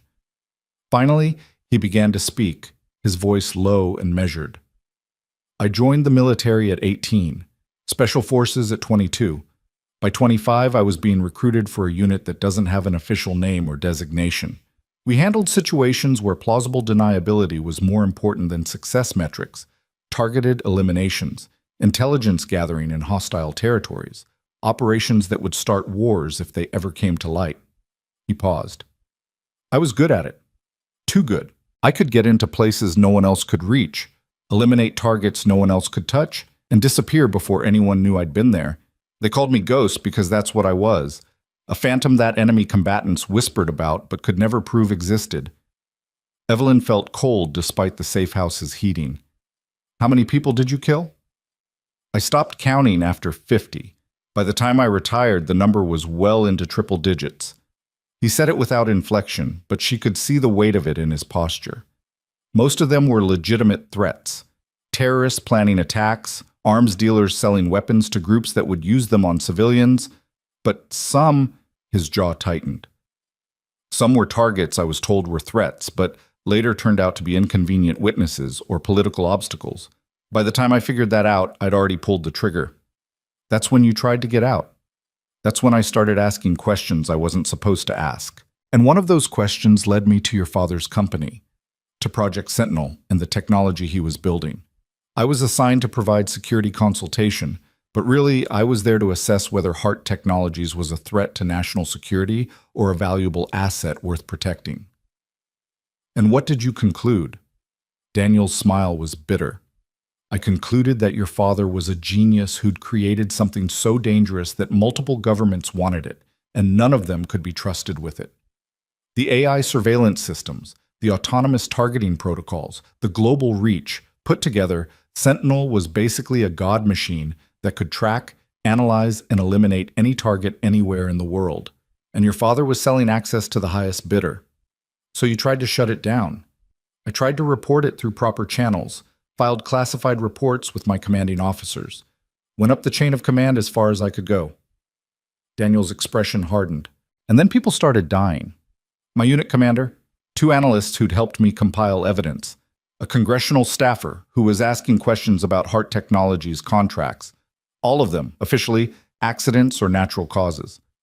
But I knew better. You realize the operation went higher than you thought. I realized that Project Sentinel had protection at levels I couldn't reach, Pentagon, State Department, maybe higher, and that anyone who threatened it would be eliminated, regardless of their service record or clearances. He met her eyes. That included me. So I did what I do best. I disappeared, changed my identity, buried my past, and became exactly the kind of invisible nobody that my former employers wouldn't waste resources hunting. A single father working maintenance, someone too ordinary to be worth a second look. Until my father died and things started moving again. Until your father died and I got a call from my old commanding officer, Colonel Ashford. She told me that Hart Technologies was still running operations connected to Sentinel, that your father's death might not have been natural, and that if the wrong people got control of the company, we were looking at a weapons system in the hands of people with no oversight and no accountability. Evelyn felt the pieces clicking together with horrible clarity. She asked you to get close to me, to watch me, to figure out if I was part of it or just a convenient inheritor. Yes, and when you came to me with that marriage proposal, Daniel shook his head. I thought it was the perfect opportunity. I could get inside your life, monitor your activities, report back on whether you were continuing your father's work or trying to build something different. It was supposed to be simple surveillance. In and out, minimal emotional involvement, clean exit when the job was done. But it wasn't simple. No, the word came out rough, because you turned out to be exactly what you appeared to be. Someone trying to do the right thing in a situation you didn't fully understand. And Maya, his voice softened. Maya fell in love with you almost immediately, started talking about you like you were family, and I realized that somewhere in the middle of this operational nightmare, I'd put the two people I care most about in the same place, and if things went wrong, I'd lose both of you. Evelyn absorbed this, her mind working through implications and complications. The attack tonight, that wasn't random. No, someone knew Dr. Marsh was close to breaking the encryption, someone who has enough resources to put together a professional hit team and send them into downtown Manhattan, someone who's willing to kill dozens of people to keep Ghost Protocol buried. Daniel's expression was grim. And based on the equipment and tactics I saw, I'd bet they're connected to some of the same people I used to work for. Which means this goes deep into the intelligence community. So what do? We can't fight the government. We don't fight them, we expose them. Dr. Marsh's dead man switch gives us leverage. If they kill us, the files go public and everyone goes down. So we negotiate from a position of mutually assured destruction. We offer them a deal. We keep quiet about what your father built. And in exchange, Sentinel gets permanently shut down, the client list stays buried, and Hart Technologies gets cleaned up without prosecution. They'll never agree to that. The technology is too valuable. They will if the alternative is worse. Daniel pulled out his phone, the secure one she'd seen him use before. Phoenix isn't just extraction support. She's Ashford's second-in-command. Between the three of us, we have enough evidence and testimony to prove that Project Sentinel exists, that it's been used for illegal operations, and that multiple officials across several agencies have been complicit in covering it up. That's not just a scandal. That's the kind of revelation that ends careers and triggers congressional investigations. You do that? Expose your own people? They stopped being my people when they started killing innocents to protect their interests. And they definitely stopped being my people when they put you in danger. Daniel stood, moving to the window to check the perimeter with habitual caution. I made a choice 3 months ago when I married you. I told myself it was just operational cover, but somewhere along the way it became real. You became real, and I'm not letting you get destroyed by the same system that tried to destroy me. Before Evelyn could respond, footsteps on the stairs announced Dr. Marsh's arrival. The older man looked terrible, pale, exhausted, his hands still trembling slightly from shock and sedatives wearing off. I heard voices, he said quietly. Couldn't sleep anyway. Every time I close my eyes, I see them coming through the door. That's normal, Daniel said, his tone gentler. It'll fade, eventually. Will it? Marsh sank into a chair. I'm a mathematician. I work with encryption and algorithms. I'm not built for violence. No one's built for violence, Dr. Marsh. We just adapt or break. Daniel returned to the table. But you did something important tonight. You broke encryption that was supposed to be unbreakable. You got us leverage that might be the only thing keeping us alive. That took courage. Or stupidity. I'm still not sure which. Marsh pulled the portable drive from his pocket, staring at it like it might bite him. This thing has cost people their lives. It's going to cost more lives before this is finished. Maybe I should just destroy it. End this whole nightmare. Can't do that, Evelyn said firmly. The backup you created is our insurance policy. Without it, we're just witnesses who can be eliminated quietly. With it, we're problems that create bigger problems if we disappear. She's right, Daniel agreed. The question is what we do with the information. We could go public, leak it to journalists, trigger investigations, bring down everyone involved. But that destroys Hart Technologies and probably ruins your life in the process. Or we use it as leverage to force a negotiated settlement. Shut down the dangerous operations, clean up the company, and let the guilty parties retire quietly rather than facing prison. That's not justice, Evelyn said. No, it's pragmatism. Justice would be satisfying but ultimately counterproductive. Half the names on that client list are people running countries we depend on for security cooperation. Foreign intelligence services that share information that saves American lives. Defense contractors who build equipment our military needs. Bringing them all down doesn't make the world safer. It just creates chaos that someone worse fills. Evelyn wanted to argue, wanted to insist that exposure and accountability mattered more than stability. But she'd spent enough time running a defense contractor to know that Daniel was probably right. The world ran on compromises and gray areas, not clear moral lines. There's another option, she said slowly. We take over. Not just Hart Technologies, but the whole network. We use my position as CEO and your connections to Ashford's people to convert Project Sentinel from a criminal enterprise into something legitimate, something with oversight and accountability. We don't destroy the technology, we reform how it's used. Daniel and Marsh both stared at her.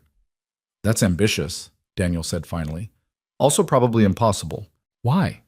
The infrastructure exists, the technology works. The problem isn't the tool, it's how it's being controlled and who benefits from it. What if we changed that? Made it transparent, put it under independent review boards, used it to protect people instead of just protecting interests? You're talking about reforming a system that's been corrupt for decades, that has buy-in from some of the most powerful people in government and industry. Daniel's tone was skeptical, but not dismissive. They won't let you just walk in and take over. They will if the alternative is exposure and prosecution. We make them an offer, cooperate with the reform, accept the new oversight structures, or we release everything and let the investigations begin. Some will fight, some will probably try to kill us. But enough will see the pragmatic choice and take it. Marsh was nodding slowly. It could work. If you had the right legal framework, the right political cover, He stopped. You'd need congressional support. Senate Intelligence Committee, at minimum. Someone with enough clout to provide air cover when the pushback starts. I know someone, Daniel said quietly. Senator Morrison.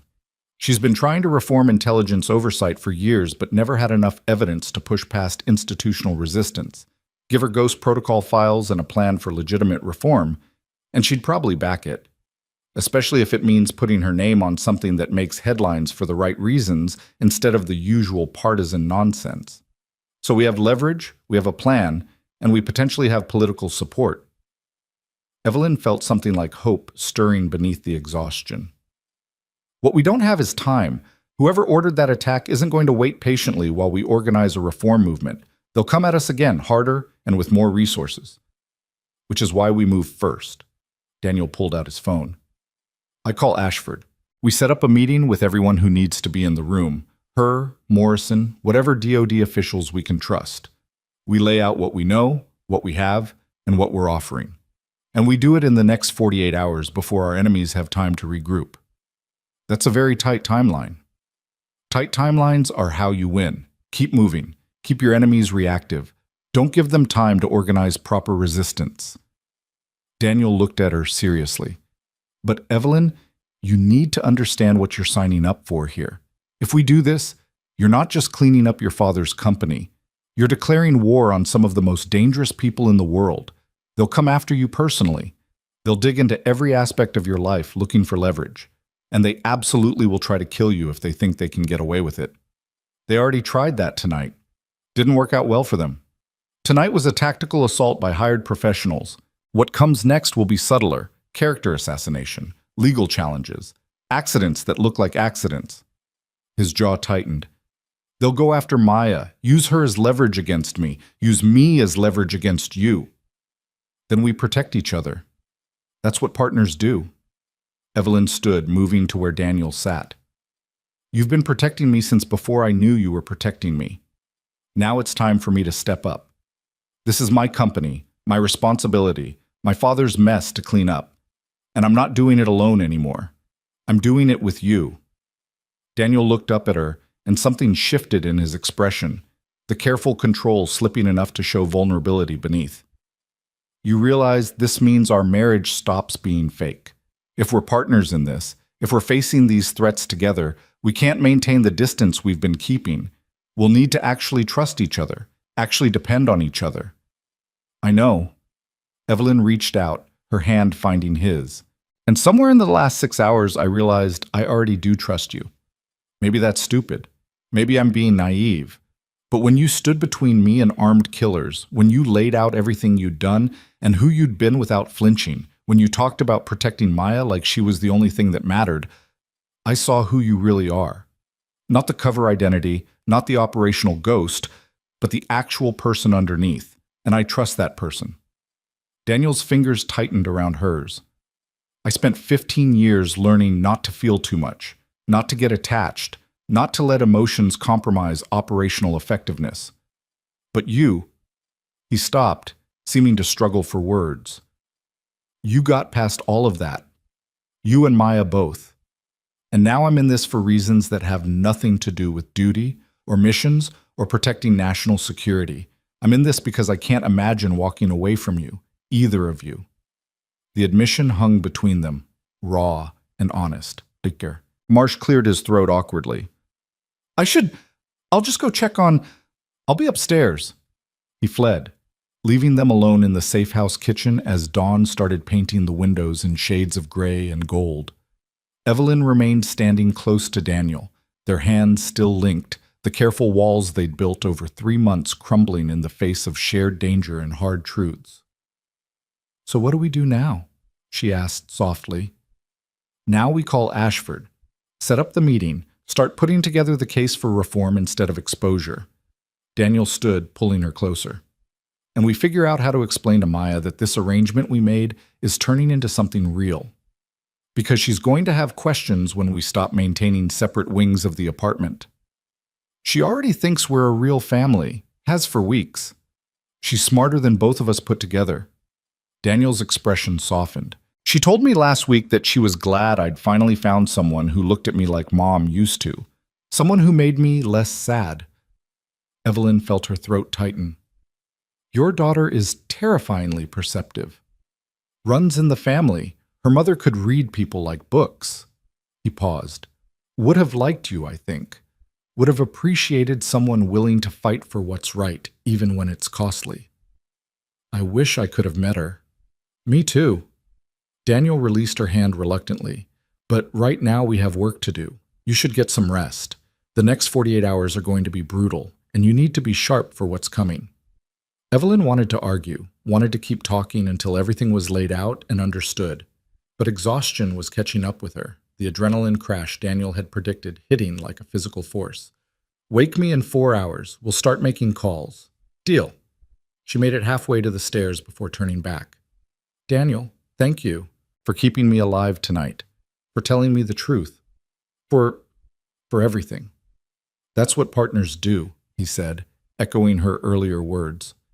We protect each other. Evelyn climbed the stairs to the safe house's small bedroom, collapsed onto a bed that smelled faintly of disinfectant and military surplus, and was asleep within seconds. Her dreams were fragmented, gunfire and encryption keys, and her father's face asking questions she couldn't answer. But underneath the chaos was something steadier, the memory of Daniel's hand in hers, his voice promising protection, the gradual realization that somewhere in the middle of this disaster, she'd stopped being alone. Downstairs, Daniel made his calls on encrypted lines to people whose names would never appear in any official records. Colonel Ashford answered on the second ring despite the hour, her voice crisp and alert. Ghost, report. Asset is secure. We have Ghost protocol files and full client list. Situation is complicated, but potentially manageable if we move fast. Define manageable. Daniel laid out Evelyn's plan. Reform instead of exposure. Oversight instead of destruction, turning a criminal enterprise into something legitimate. Ashford listened without interruption, then was silent for a long moment. That's ambitious, she said finally. Also possibly brilliant. If you can pull it off, you solve about 6 problems I've been wrestling with for 3 years. But the blowback is going to be intense.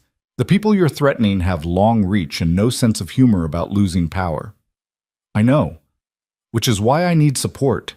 Serious support, not just extraction teams and safe houses, political cover, legal protection, resources to fight back when they come at us. I can give you some of that, not all, but enough to make you a harder target, and I'll make some calls. Morrison will listen if I frame it right. Maybe some others. Another pause. Ghost, I have to ask, are you compromised? Your report suggested you were maintaining operational distance, but this sounds personal. It is personal. The asset, Evelyn. She's not just an asset anymore. She's my wife. Actually, my wife, not just cover. And I'm not letting her get destroyed by the same people who tried to destroy me. That's what I was afraid of. Ashford's sigh came through clearly. All right, I'll back your play. But if this goes sideways, if the situation becomes untenable, you extract immediately. No heroics, no last stands. You get your family out and disappear. Clear? Clear. Good. I'll have preliminary meetings set up by noon. Be ready to move fast. And Ghost? Don't let your feelings make you stupid. You're one of the best operators I've ever worked with. I'd hate to lose you because you forgot that emotions are liabilities in our line of work. Noted.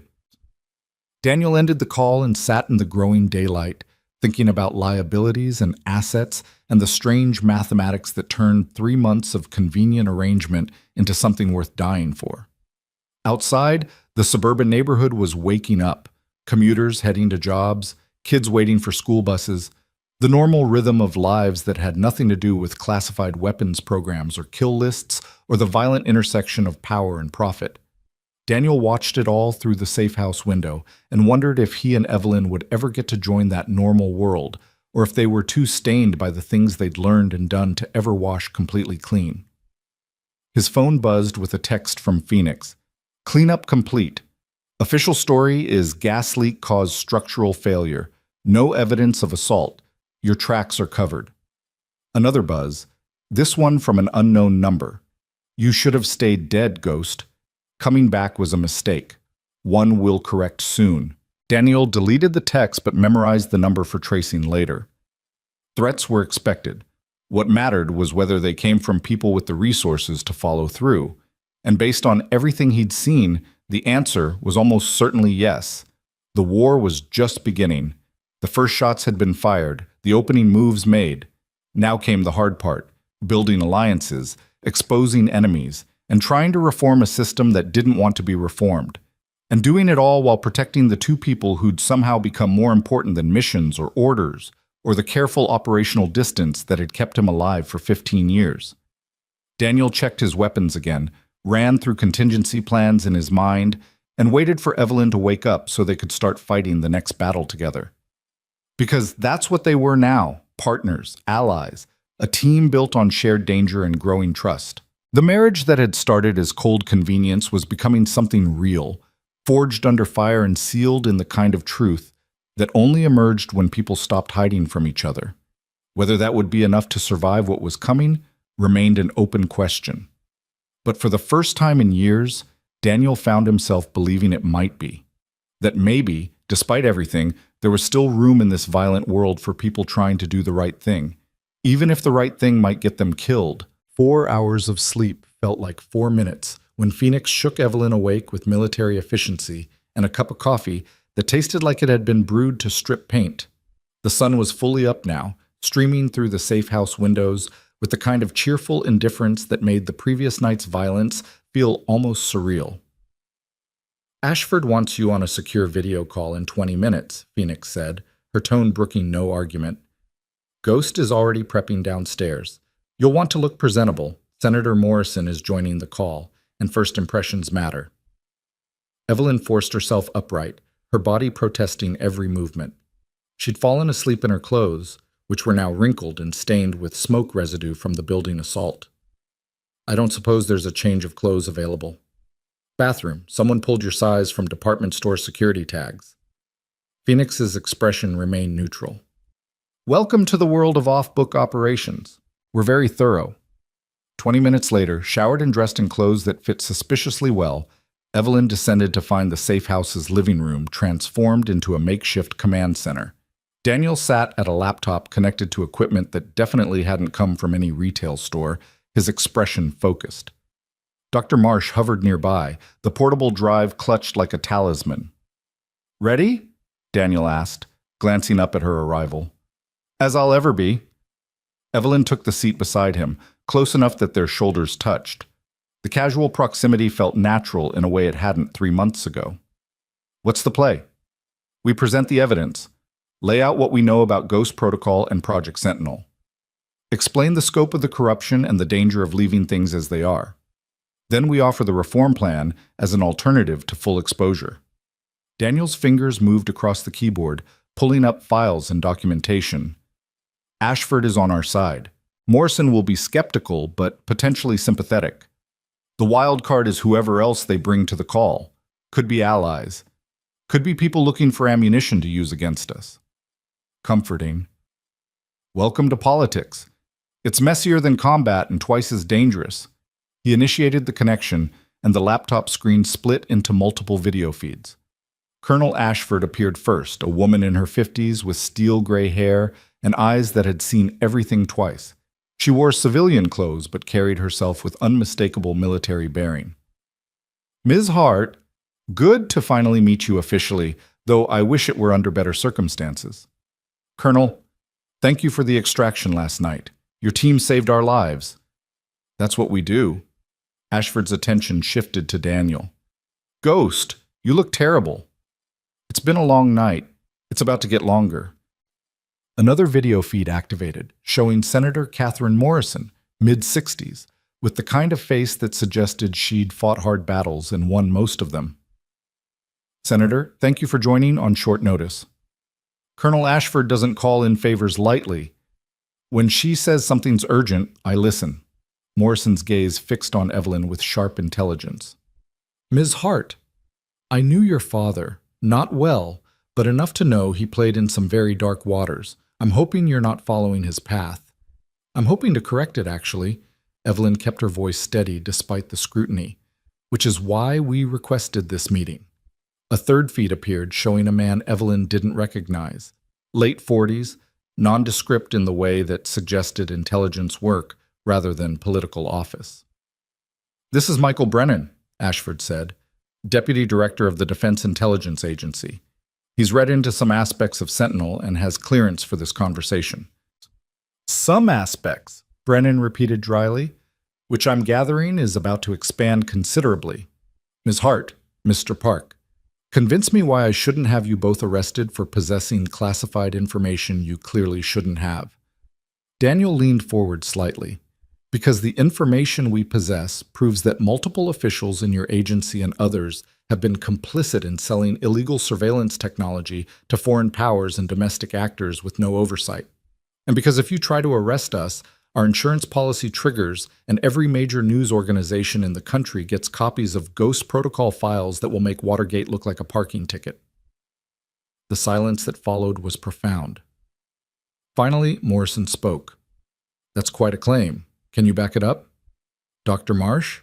Evelyn gestured for him to step into camera view. The mathematician moved forward nervously, holding up the portable drive. This drive contains the complete Ghost Protocol files. Client lists, transaction records, operational details for Project Sentinel deployments across 17 countries. Some of those deployments were authorized, most were not. And the people who authorized or facilitated the unauthorized uses include Pentagon officials, sitting senators, foreign intelligence services, and private contractors operating with implicit government protection. Marsh's voice grew steadier as he shifted into technical mode. The encryption your people used was excellent, but not unbreakable. I verified the authenticity through cross-referencing with known operations and public records. This is legitimate, and it's damning. Brennan's expression had gone very still. If what you're claiming is true, releasing this information would compromise active operations, endanger intelligence assets, and destabilize relationships with allied nations. The damage would be catastrophic. Which is why we're not releasing it, Evelyn said. We're offering an alternative. Reform instead of exposure. Accountability instead of scandal. A chance to turn Project Sentinel from a criminal enterprise into something legitimate and properly overseen. Explain, Morrison commanded.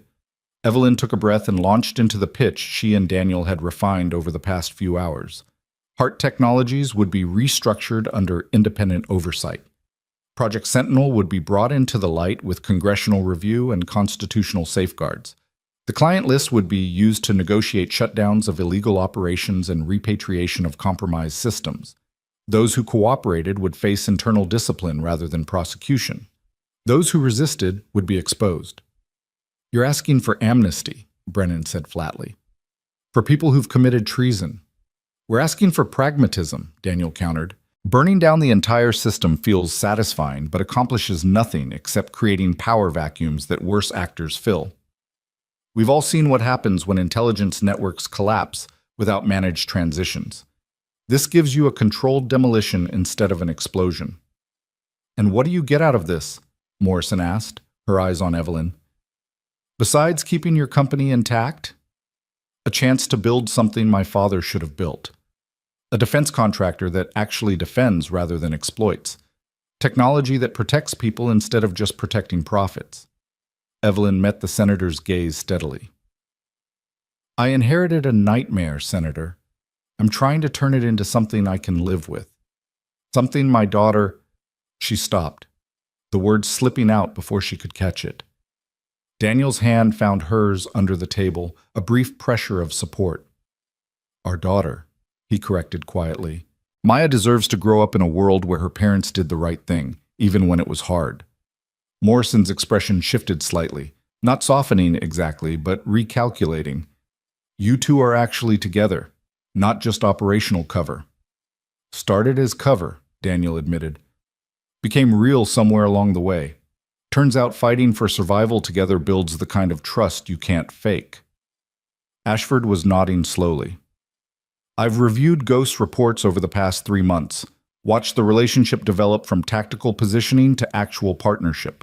It's complicated things operationally, but it also means Ms. Hart has someone with serious tactical experience protecting her interests. That's not insignificant given the enemies she's about to make. About those enemies, Brennan interjected. You're proposing reform that would expose some very powerful people to very uncomfortable questions. They won't go quietly. They'll fight back with every resource available. Legal challenges. Media campaigns. And if those fail, more direct methods. Are you prepared for that level of sustained opposition? We survived last night, Evelyn said. We'll survive what comes next. Last night was reconnaissance in force. A probe to test your defenses and see what you know. What comes next will be coordinated, well-funded, and absolutely ruthless. Brennan's tone was matter-of-fact. I've seen good people destroyed by the kind of forces you're threatening. Careers ended, reputations ruined, families torn apart. You sure you want this fight? Evelyn thought about her father's legacy, the brilliant man who'd built an empire on moral compromises that eventually consumed him. Thought about Daniel's 15 years serving a system that had tried to kill him when he questioned its ethics. Thought about Maya asking when Evelyn would read to her again, innocent and trusting in a world that was neither. Yes, she said firmly, I'm sure. Morrison exchanged glances with Ashford and Brennan, some unspoken communication passing between them. Finally, the senator spoke. All right, here's what I can offer. Congressional cover through the Intelligence Committee. I'll position this as a voluntary reform initiative by Hart Technologies in cooperation with oversight bodies. That gives you political protection and makes it harder for your enemies to move against you openly. In exchange, you provide complete cooperation with investigators, full transparency on Sentinel's capabilities and deployments, and you accept whatever organizational changes we deem necessary to ensure proper oversight going forward. And the client list? Evelyn asked. The evidence of illegal operations? Gets used strategically. We approach the worst offenders quietly, give them a chance to cooperate and wind down their operations.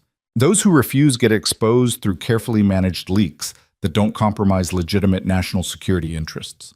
It's not perfect justice, but it's the kind of justice that actually accomplishes something. Brennan leaned forward. I'll coordinate with DoD and other agencies to identify which Sentinel operations are legitimate and which need to be terminated.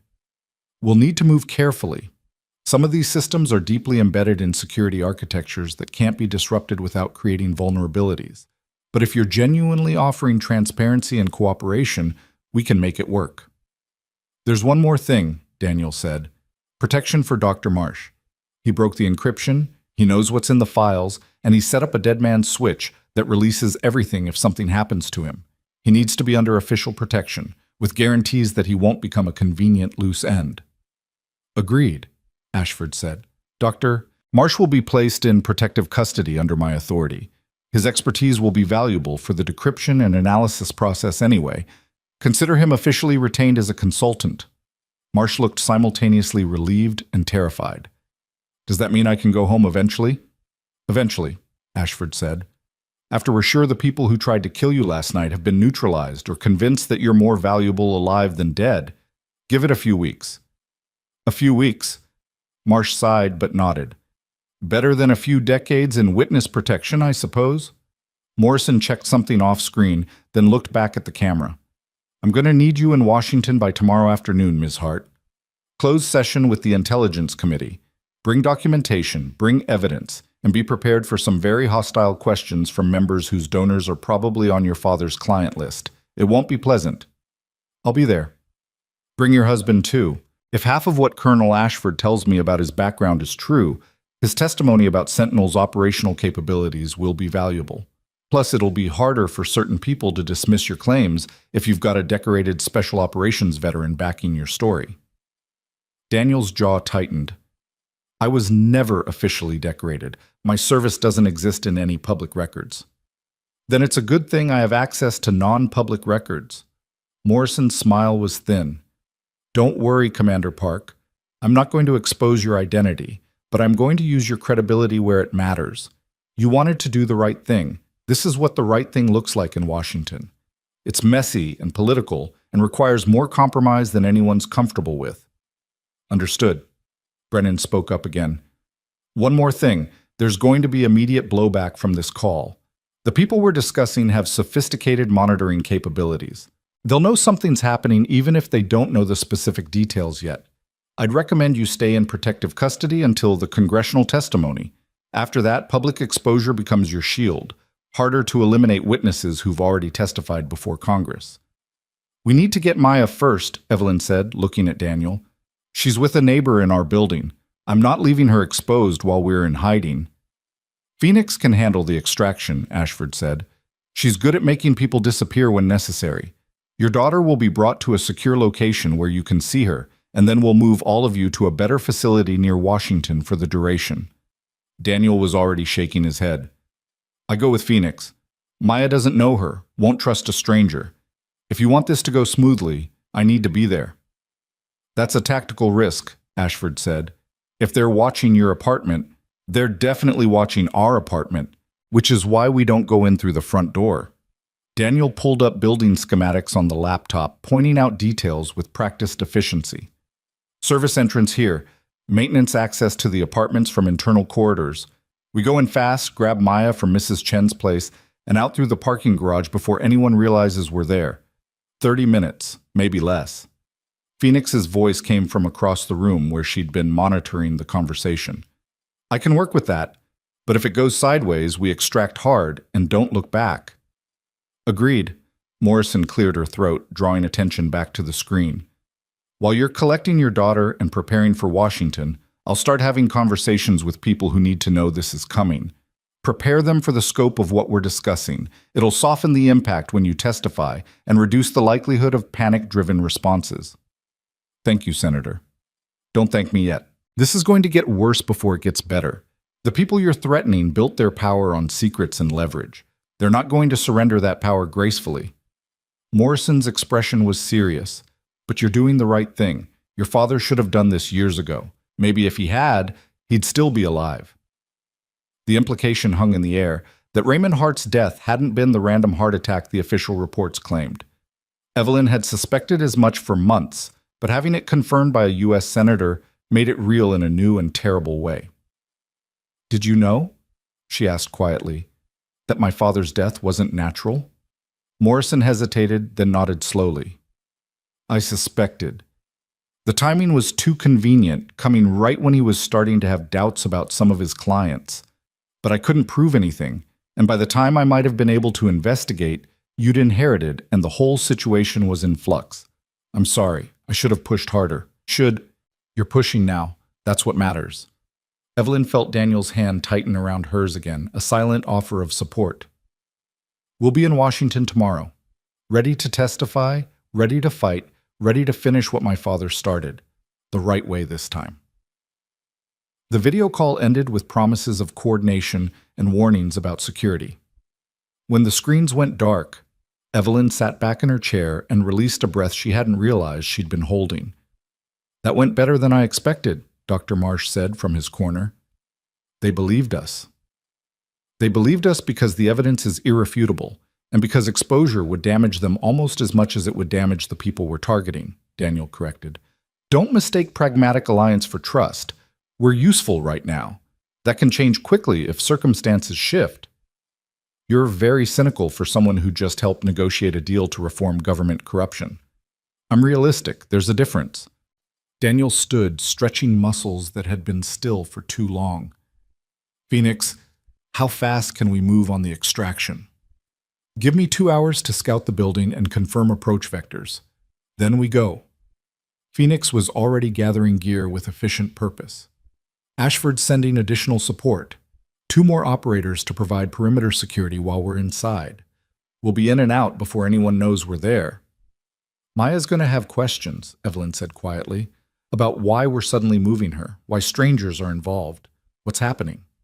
Daniel's expression softened. "I'll explain what I can in terms she'll understand. She's used to moving quickly when I tell her it's necessary. She trusts me." "She trusts us," Evelyn corrected. "She told me last week that she was glad I married you because it meant she got a mom again. She's going to expect us to act like actual parents, not convenient partners." "Then that's what we'll be." Daniel moved to stand in front of her, his hands finding her shoulders. "I know this isn't how either of us planned this marriage to go. I know we're being forced into something real by circumstances rather than choice. But Maya deserves parents who actually care about each other, who actually want to be together. Can you do that? Can you commit to this being real, not just for the testimony or the political cover, but because it's what we actually want?" Evelyn looked up at him, seeing past the tactical operator and careful ghost to the man underneath. The father who read bedtime stories, the husband who'd stood between her and bullets, the partner who'd trusted her with truths that could destroy him. Somewhere in 3 months of careful distance and forced proximity, he'd become essential, not convenient. Essential. "Yes," she said simply. "I can commit to that. I want to commit to that." Daniel's smile was rare and genuine. "Good, because I was really hoping you'd say that." He kissed her then, not dramatically, not with the desperate intensity of people who thought they might die tomorrow, but with the steady certainty of people who decided to build something permanent. It was a promise and a commitment and an acknowledgement that whatever happened next, they were facing it together. When they broke apart, Phoenix was pointedly studying the ceiling while Dr. Marsh looked anywhere but at them. "If you're quite finished," Phoenix said dryly, "we have an extraction to plan in approximately 8 hours before people start wondering where you disappeared to." The extraction went smoothly because Daniel had planned it with the kind of meticulous attention to detail that came from 15 years of operations where mistakes meant death. They entered through the service access, moved through maintenance corridors that bypassed security cameras, and reached Mrs. Chen's apartment without encountering resistance. Maya was watching cartoons when they arrived, safe and oblivious to the danger that had been circling around her. When she saw Daniel, she launched herself at him with the enthusiasm of a 6-year-old who hadn't seen her father in nearly 24 hours. "Daddy, where were you? Mrs. Chen said you had work, but you're never gone this long and I was getting worried and—" She stopped mid-sentence as she noticed Evelyn behind him. "Evelyn, did you and Daddy have an adventure without me?" "Something like that," Evelyn said, kneeling to Maya's level. "We need to go on another adventure now. Somewhere safe where we can all be together. Does that sound okay?" Maya's eyes lit up. "Like a vacation? Can we go to the beach?" "I've never been to the beach." "Not quite a beach. More like a secure facility in Virginia. But there will be time for beaches later, I promise." Daniel was already gathering Maya's essentials. Her favorite stuffed animal, the book they'd been reading, clothes for a few days. "But right now, we need to move quickly. Can you be brave and quiet like we practiced?" Maya nodded seriously, understanding that when her father used that tone, arguing wasn't an option. "I can be so quiet, you won't even know I'm there." "That's my girl." They moved back through the corridors, Phoenix on point and Daniel carrying Maya with Evelyn close behind. The parking garage extraction point was clear, the vehicle waiting with engine running. They were loading in when Evelyn heard the sound, a car door opening somewhere in the garage's shadows, footsteps approaching with purposeful intent. "Contact," Phoenix said quietly, her weapon already tracking the source. "Don't engage unless fired upon." A figure emerged from between parked cars, Thomas Whitmore, looking significantly less polished than usual. His suit was rumpled, his expression desperate. "Evelyn?" "Thank God. I've been looking for you everywhere. We need to talk." Daniel shifted position, putting himself between Whitmore and Maya. "This isn't the time, Thomas." "There's no more time. Don't you understand? They know you have the files. They know you're planning to expose everything.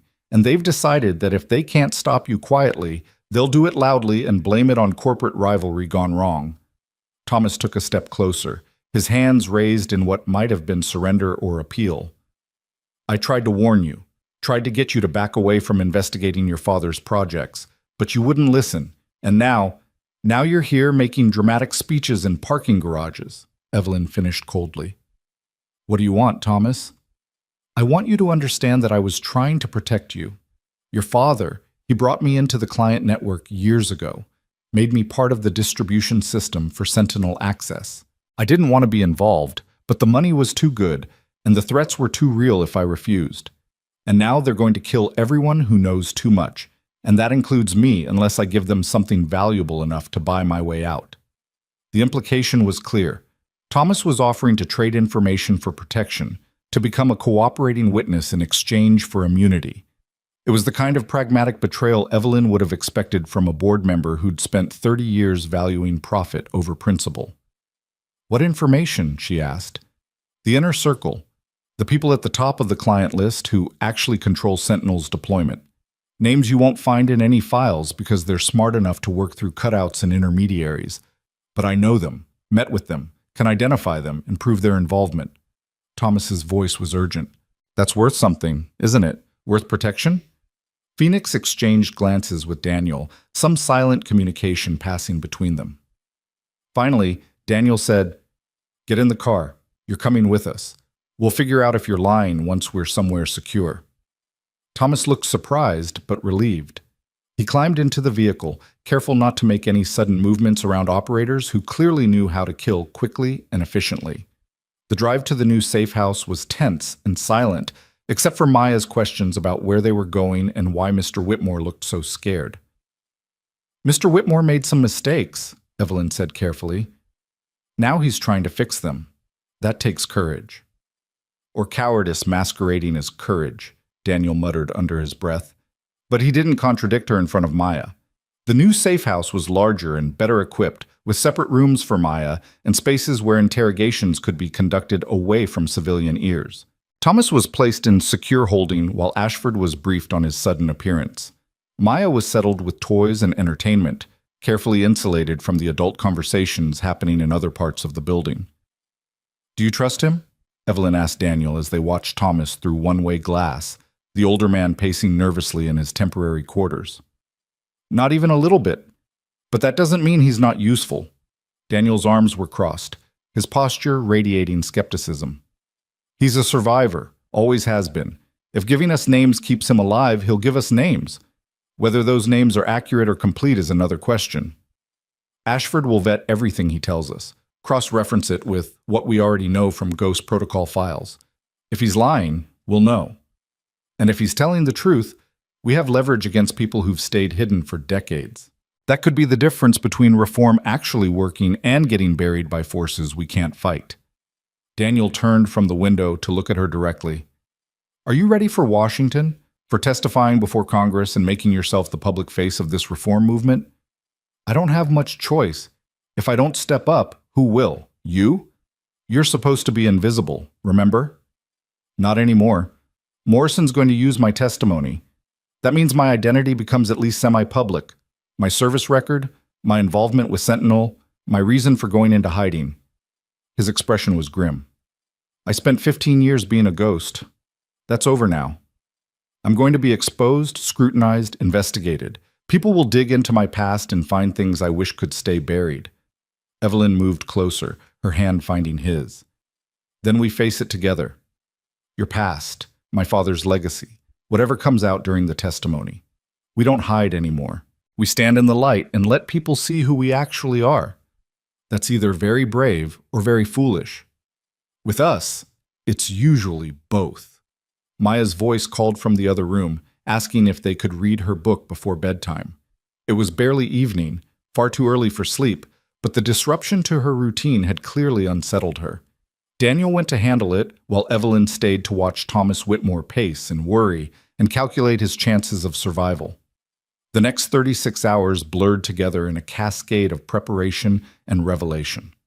Thomas provided names that checked out against Ghost Protocol files, adding context and connections that painted a picture of a network far larger than anyone had realized. Ashford coordinated with Morrison and Brennan to prepare testimony and gather additional evidence. Phoenix and her team maintained security, while additional operators arrived to provide coverage for the Washington trip. And through it all, Evelyn, Daniel, and Maya existed in a strange bubble of forced domesticity. Reading books and having meals and pretending that armed guards outside the door were perfectly normal. Maya adapted with the resilience of children, asking fewer questions as she understood that her parents couldn't answer most of them. She seemed content with the knowledge that they were together, that they were safe for now, and that somehow this adventure would end with them back home. The congressional testimony was scheduled for a closed session on Wednesday afternoon. They flew to Washington on a military transport, Maya delighted by the plane and oblivious to the armed escort that accompanied them. The facility where they were housed near Capitol Hill was more secure than any hotel, with guards who didn't pretend to be anything other than what they were. On Wednesday morning, Evelyn stood in front of a mirror in clothes that cost more than most people earned in a month and tried to recognize herself. She looked like a CEO about to testify before Congress. She felt like an imposter who'd stumbled into a role she wasn't qualified to play. "You look perfect," Daniel said from the doorway. He wore a dark suit that made him look less like a janitor and more like what he actually was, a professional who'd operated at the highest levels of classified operations. Confident, competent, exactly like someone who can handle whatever questions they throw at you. "I'm terrified." "Good. Fear keeps you sharp.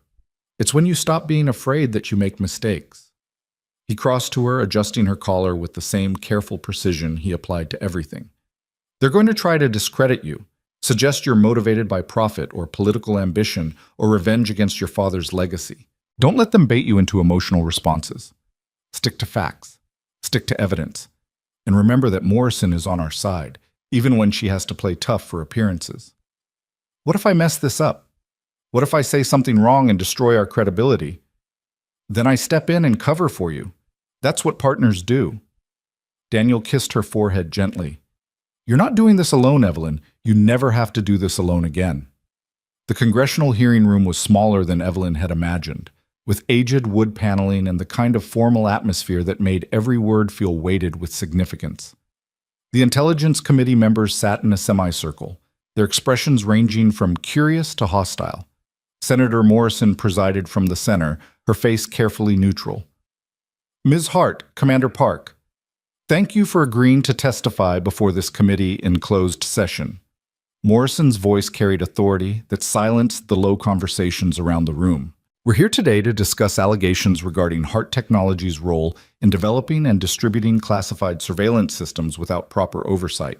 Ms. Hart, you've provided documentation that suggests widespread corruption and illegal activity connected to Project Sentinel. Can you summarize those allegations for the committee? Evelyn took a breath and began. She laid out the evidence methodically: her father's involvement in building autonomous surveillance systems, the client list that included foreign powers and domestic actors, the complete lack of congressional oversight, the deaths of people who'd asked questions. She presented Ghost Protocol files, walked through financial transactions, and explained how the technology worked and why it was dangerous in unregulated hands. The questioning that followed was brutal. Senators whose campaigns had been funded by Hart Technologies executives grilled her about motives and accuracy. They suggested she was a disgruntled daughter trying to destroy her father's legacy. They questioned whether the evidence was fabricated or misinterpreted. Daniel's testimony was different, but equally intense.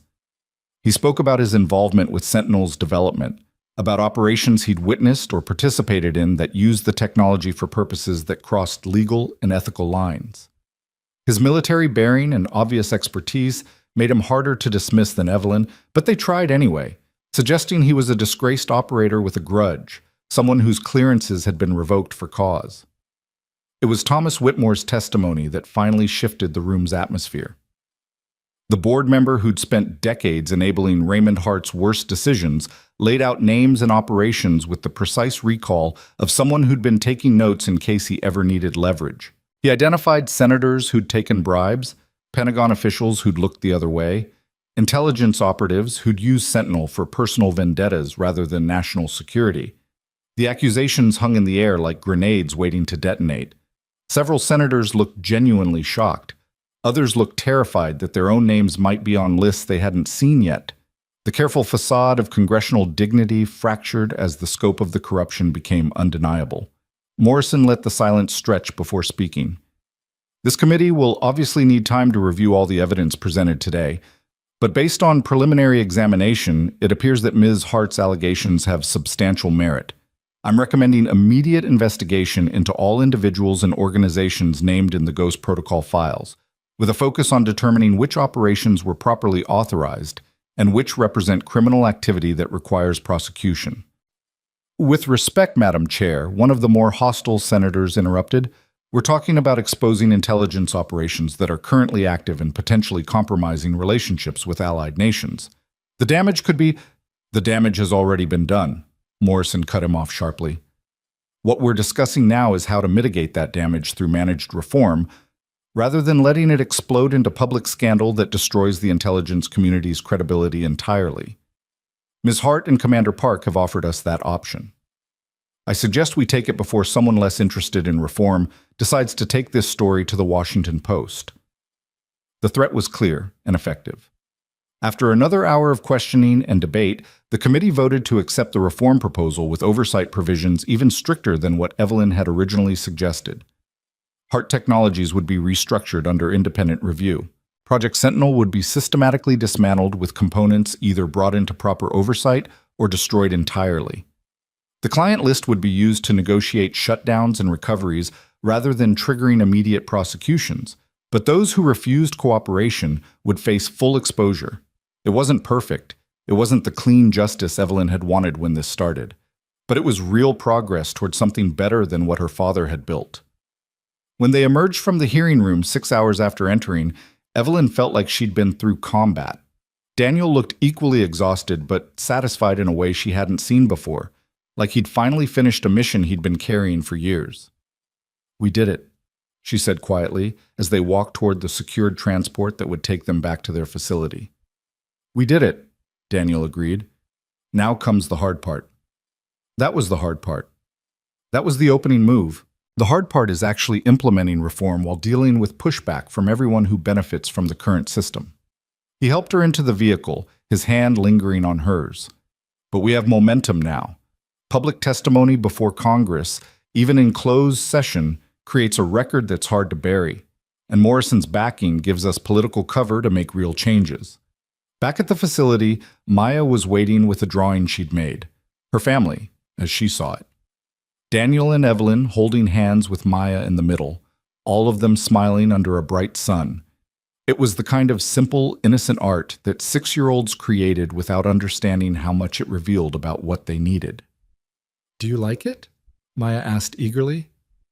"Mrs. Chen, the new Mrs. Chen, not our neighbor, said I should draw something happy because you've been doing hard grown-up work." "It's perfect," Evelyn said, kneeling to hug the little girl. "Absolutely perfect." That night, after Maya was asleep and the security teams had completed their rotations, Evelyn and Daniel sat on the facility's small balcony and watched Washington's lights spread beneath them. The city looked peaceful from this distance, hiding the power struggles and compromises and desperate deals that defined it. "When this is over," Daniel said quietly, "when the reform is implemented and the investigations are complete and we can go back to something resembling normal life, what do you want?" Evelyn thought about the question. 3 months ago, she would have said she wanted her company, her independence, her carefully controlled existence that didn't require vulnerability or trust. Now those things felt insufficient, almost hollow. "I want Maya to have a normal childhood. I want to build a company that does actual good in the world instead of just making profits. And I want this," she gestured between them, "to be real. Not because circumstances forced it, but because we chose it. Because we actually love each other and want to build something permanent together." Daniel's smile was visible even in the darkness. "I can work with that. Though the normal childhood might be challenging given that her father is a former ghost operator and her mother is about to become the face of defense industry reform. She's resilient. She'll adapt. Like her parents." They sat in comfortable silence, two people who'd started as strangers making a convenient arrangement and had become partners through shared danger and hard truths. The road ahead was still uncertain. There would be investigations and hearings, legal battles and media scrutiny, attempts to undermine the reform or neutralize the threats to powerful interests. But they would face it together, with the kind of trust that only formed when people stopped hiding from each other. 6 months later, Hart Technologies was nearly unrecognizable. The board had been restructured, with several members resigning under pressure and being replaced by appointees acceptable to the Congressional Oversight Committee. Project Sentinel had been systematically dismantled, with legitimate components brought into the light and illegal operations shut down through carefully managed negotiations that avoided public scandal. Some of the names on the Ghost Protocol client list had cooperated, accepting quiet retirement or transfer to positions where they couldn't do further damage. Others had fought back with legal challenges and media campaigns that ultimately failed when evidence proved overwhelming. A few had disappeared entirely, fleeing to countries without extradition treaties and confirming their guilt more effectively than any trial could have. Thomas Whitmore was in witness protection somewhere distant, his testimony having bought him immunity from prosecution, but not from the enemies he'd made by talking. Dr. Marsh had returned to academic life at a university far from Manhattan, his brief adventure in classified encryption becoming a story he could never tell but would never forget.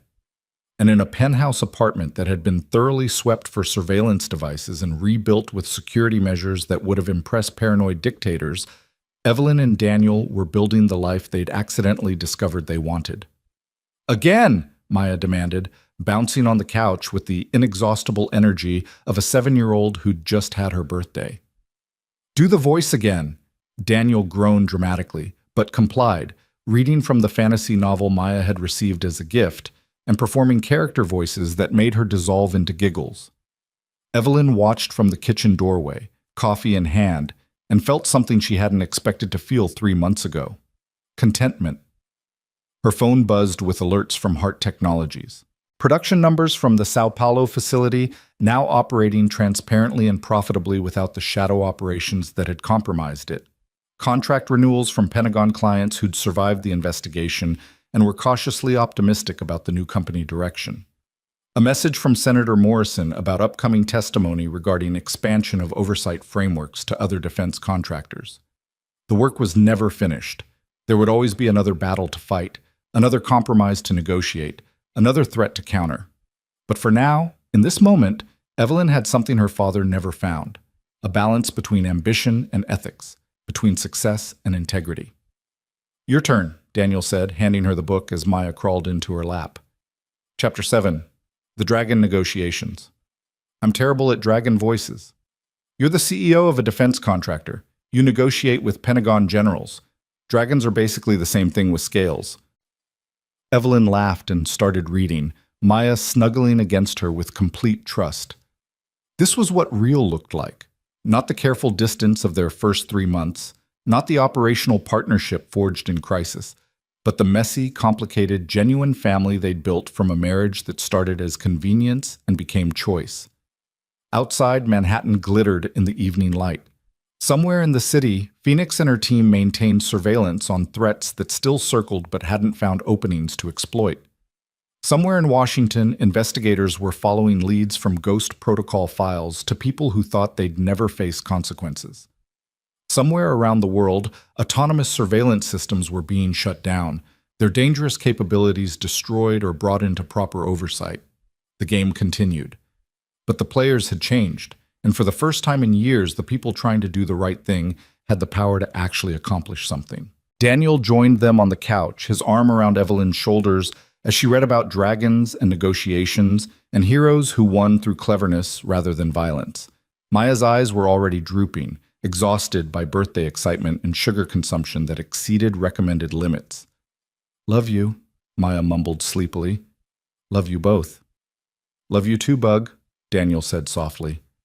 "Love you," Evelyn echoed, meaning it completely. When Maya finally fell asleep, they carried her to bed. A true bed in the actual bedroom, not the guest wing they'd maintained for show.